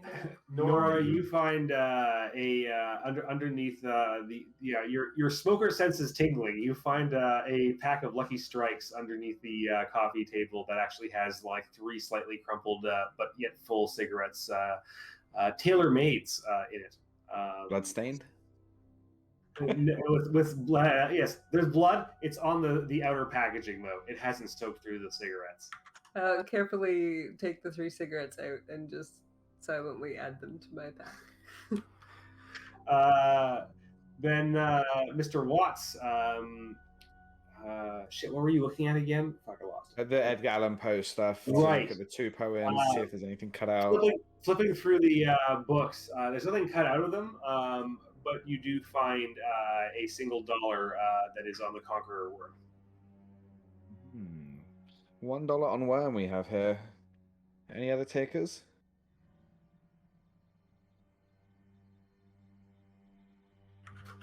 Let me look at $1. Anything on it?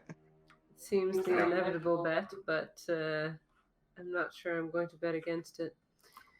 Anything else you want to look at while we're here? Let me try something. I mean, it's not the weather to do this in, but I'm going to pull out my Ouija board. And I'm going to give it a go. See if I get any responses, basically. This Ouija board can magnify the spirits. It gives them a chance to communicate a little bit easier than random knocks and shutting doors. All right, give me an occult roll. No whammies, no whammies. That's my most... It's one of my highest things. There it is. Ooh, just made it. I'm going to decide that Nora's aunt is really into Ouija boards, and therefore Nora thinks they're ridiculous. Nora watched disapprovingly as you... She's got one eyebrow, like... yes, well, she watches disapprovingly as you Ouija board in the middle of the room. You move around and spell out the words. Spell out QPRST, and this appearing to be gibberish.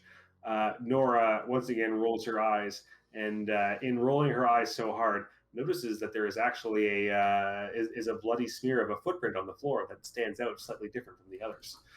It is a footprint for a woman's shoe, which is the only bloody footprint like it in the room. The rest being obviously bare feet. I thought you were going to say it had 3 toes and they were really elongated. Yes. Basically, the Ouija board did nothing actually in terms of contacting the other realms, but it did help in terms of pointing something out that you had previously missed. Sweet. All right. Nora, so you said the blood is all pretty dry at this point. Yes, it would have had to have been obviously like. Yeah, it's been some time. Yeah. Okay. Going to. Do I know an artist trick? Where, yeah, I was Yeah. gonna say, do I? Because I usually sketch things a lot. So is it possible that I could easily do a to scale sketch, like tracing over, or? Yeah, maybe... I don't see why not. I mean, that's also, like as I mentioned, there's a bunch of artist equipment around in the place, so like, sure, why not? Yeah, you could certainly make a sketching of it. What if? What about an imprint? Like, could we figure that out, like, with the dry blood, like putting the paper on top of it and stepping, like pushing down or rolling something over it to give an actual imprint? That's what I was saying. Like, it's been dry for. Yeah, it's pretty dry. It's been a little while, so like at this point, not really. You could like sketch it basically. We could paint on top of it, and then press down. Okay, be careful, cut out. I will say you could trace over it with some of his paint, and then put the paper down on top. Yeah, something like that. Something to get like a real accurate. Okay, yeah. I'm down. You come up with a clever way of doing this. Yeah. We take his paint and just paint over the blood in like red paint, and then put the paper down on top to get a.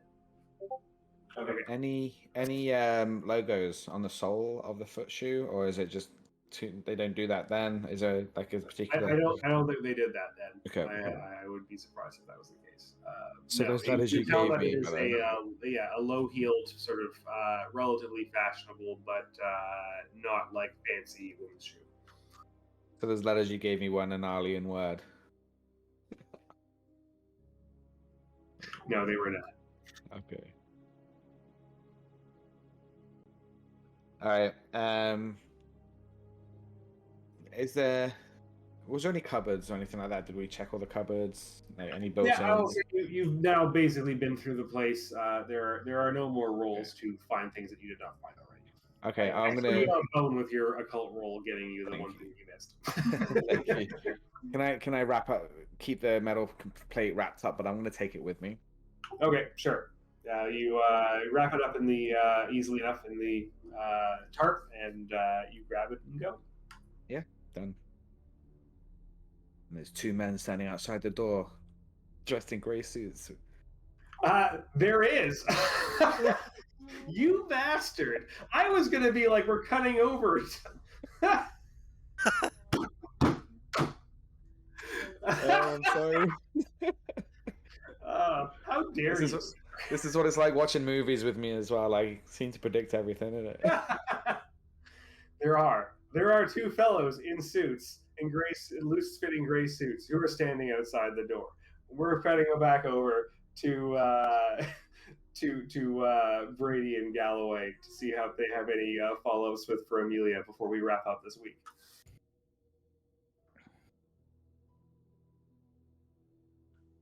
Okay. I think we figured out what we're gonna do.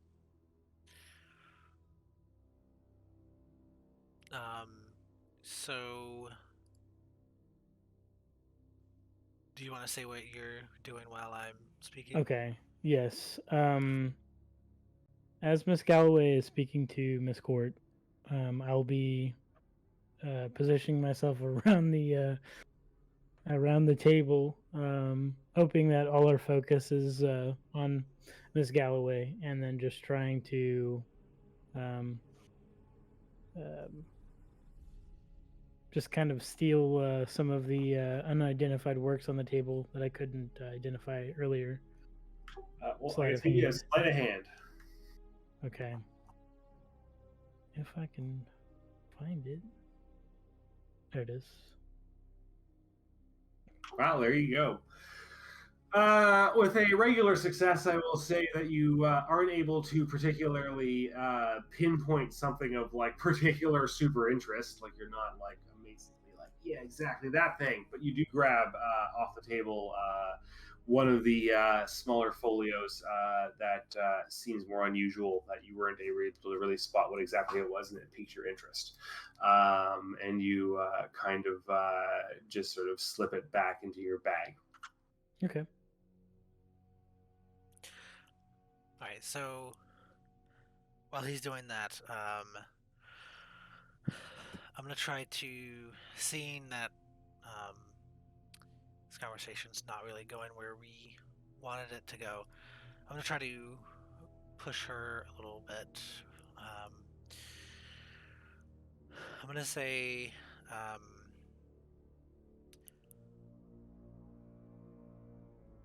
hold on, how do I want to start this?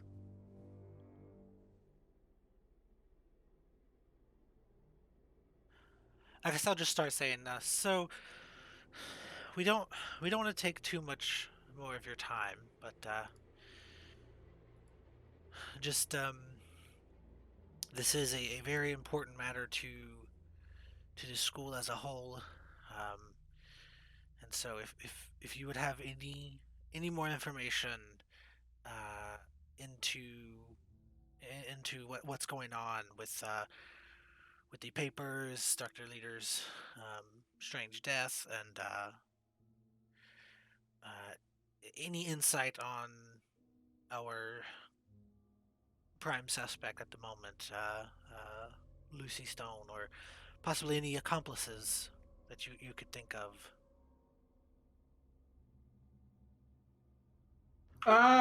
Give me, I guess, like frame it in terms of your role as to how you are presenting this. I'm trying to push the importance to the school, try to persuade her that giving us information would benefit the school, and in that order benefit her. Yeah, well, then I guess like a persuasion. Yeah. Oh my God! Wow, you're so persuasive. She will look at you closely and say, it's like, well, I suppose it can't hurt to say, but obviously, like I dropped earlier, like I mentioned earlier, I was aware that he was up to no good, and I will say I was aware that he was working with Cecil as for his forgery ring. I tried to dissuade him from what he was doing, but I was never successful at him. I don't know why he needed the money, but it seemed like he was dead set on whatever his business. And I felt as an undergraduate, I couldn't really say otherwise. I'm not one to go against a popular male member of the department, but his sudden death, I mean, I suppose it does seem rather suspicious, doesn't it? It seems quite unusual. I'm not sure what connection there is to what's going on, but it's something that I've been looking into myself. And have you managed to find anything that any information that you have could help us find whoever did this and ultimately return those papers? The thing that I found was that I don't know if those papers should be returned. If anything, what I learned of their nature is that they bind something to prevent it from entering our realm. I never got a chance to look at them closer than that, but if anything, I'm rather hoping that they are simply destroyed, because if they're in the wrong hands, it could mean terrible outcomes for us all.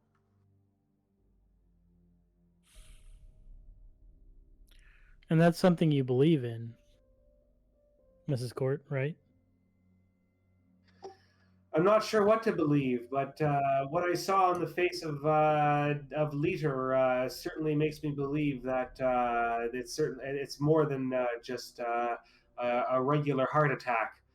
That much I'm sure of, and given what I saw, I think it's best to be as safe as possible. So it's looking like, to you, from what you're saying, it's less of a natural cause as death. You saw the body, didn't you? Or Yes. supernatural? Can you tell me that looks like any heart attack victim that you've ever seen? I wouldn't say I've seen very many heart attack victims in my life, but I could see how someone would say it's not natural, or may look unnatural. It was definitely not a pretty sight. I swear I see flashes of his terrible visage when I sleep at night. Ever since that fateful day, I wish I had never been the one to stumble upon his body. And she shivers.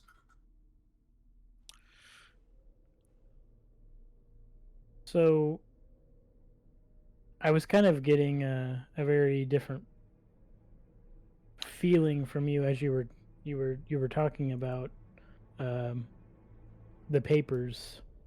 Does a lot of your research deal with the occult? Real quick, could I wanted to do a psychology roll, but I want to figure out what specific thing I want to pick at.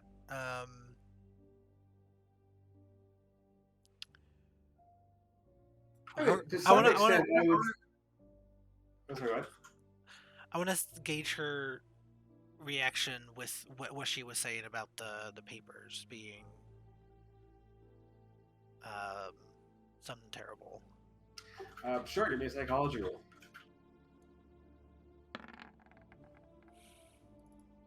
As far as you can tell, she believes that. Okay. Sorry, go ahead. Wait, was it before we said that? Sorry, what was the last thing before that? Brady was about to say something. Yeah. I was just asking if her research, the way she was speaking of the papers, if her research deals with more occult-like things. Right. she would respond and say, "It's like, well, certainly, much of the details of the Salem witch trials and what they were persecuted for has to do with belief in the occult. These are various beliefs that historically go back millennia beyond the standard Judeo-Christian beliefs, but." Surely, Professor Brady, you'd have some experience with that yourself. To some extent. Do you think what happened to those witches, if they were indeed witches, in this scenario, let's just say that they're witches, do you believe what happened to them was just? I don't know that it's for me to say. I suppose it would depend on their motives, but well, the challenges of separating fact from fiction in these accounts is significant.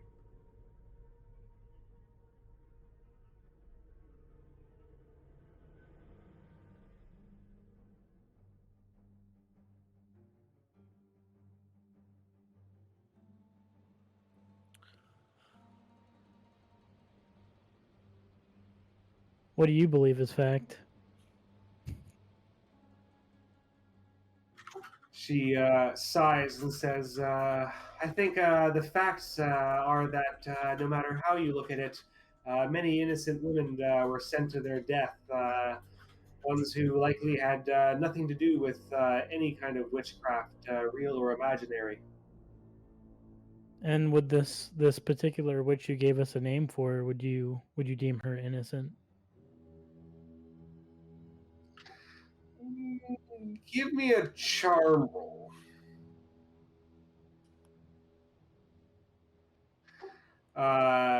She looks at her and looks at you closely and says, "From what I know, no. She may not have been undeserving of her fate."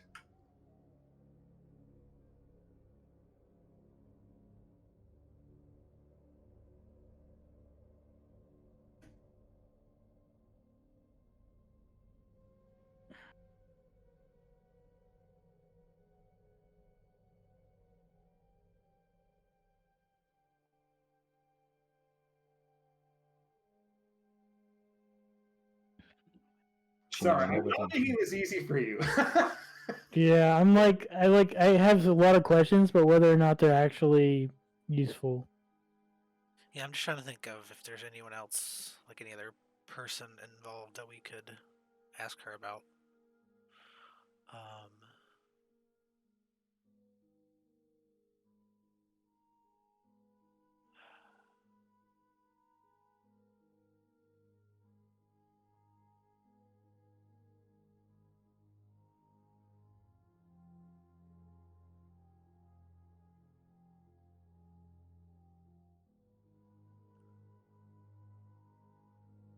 I guess I'll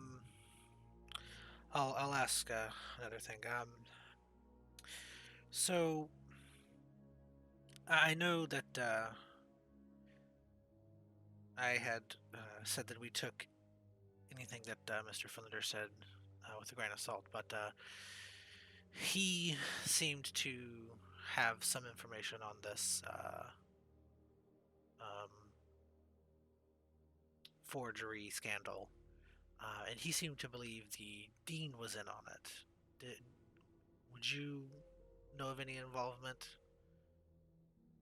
Says the dean, no, there's no way that he would get involved in something like that. He's a straight arrow. Can I make a psychology check on that?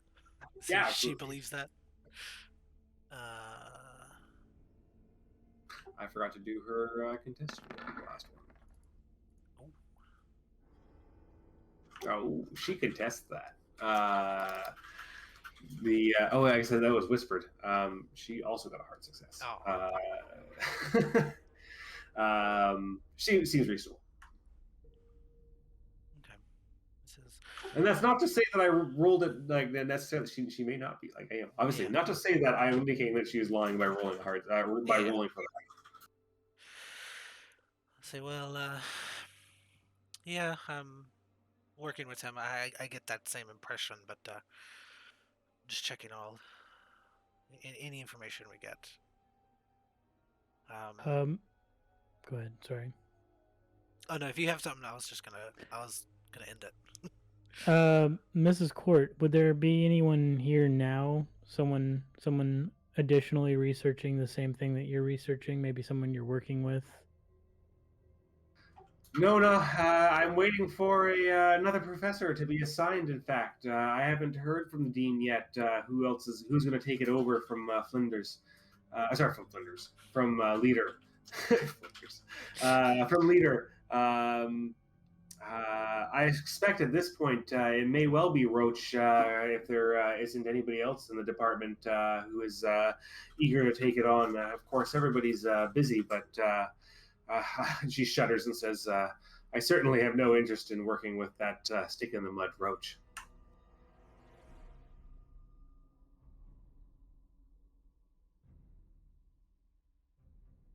It may be that the dean is waiting for the recovery of the papers to keep it as quiet as possible.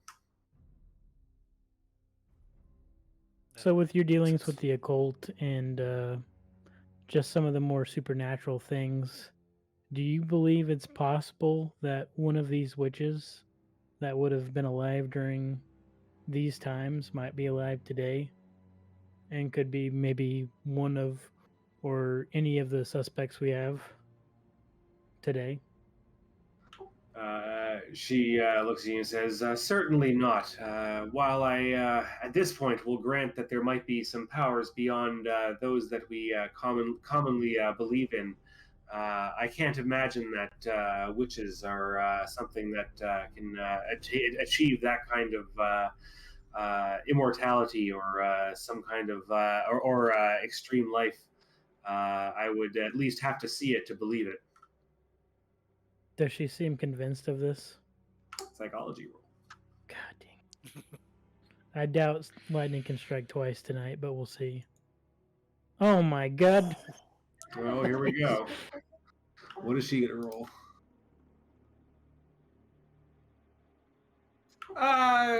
She's seems like she probably knows more than she's saying. She rolled 100. She got the worst. Amelia Court is an alias. You've been a witch this whole time. Case closed. Really Out of hundreds character. of Out of years character. Yes, she's uncomfortable with this line of questioning that keeps talking about Right. the details of witches and what they're like. I'm 100% happy with what has transpired in this conversation, and I am. All right. Well, yeah, 10:56. What do you got? I assume you're wrapping up this conversation. We'll say next week you get a chance for like one or two more questions at most, and to wrap this up in case you think of something between now and then where you're like, oh shit, we should have asked about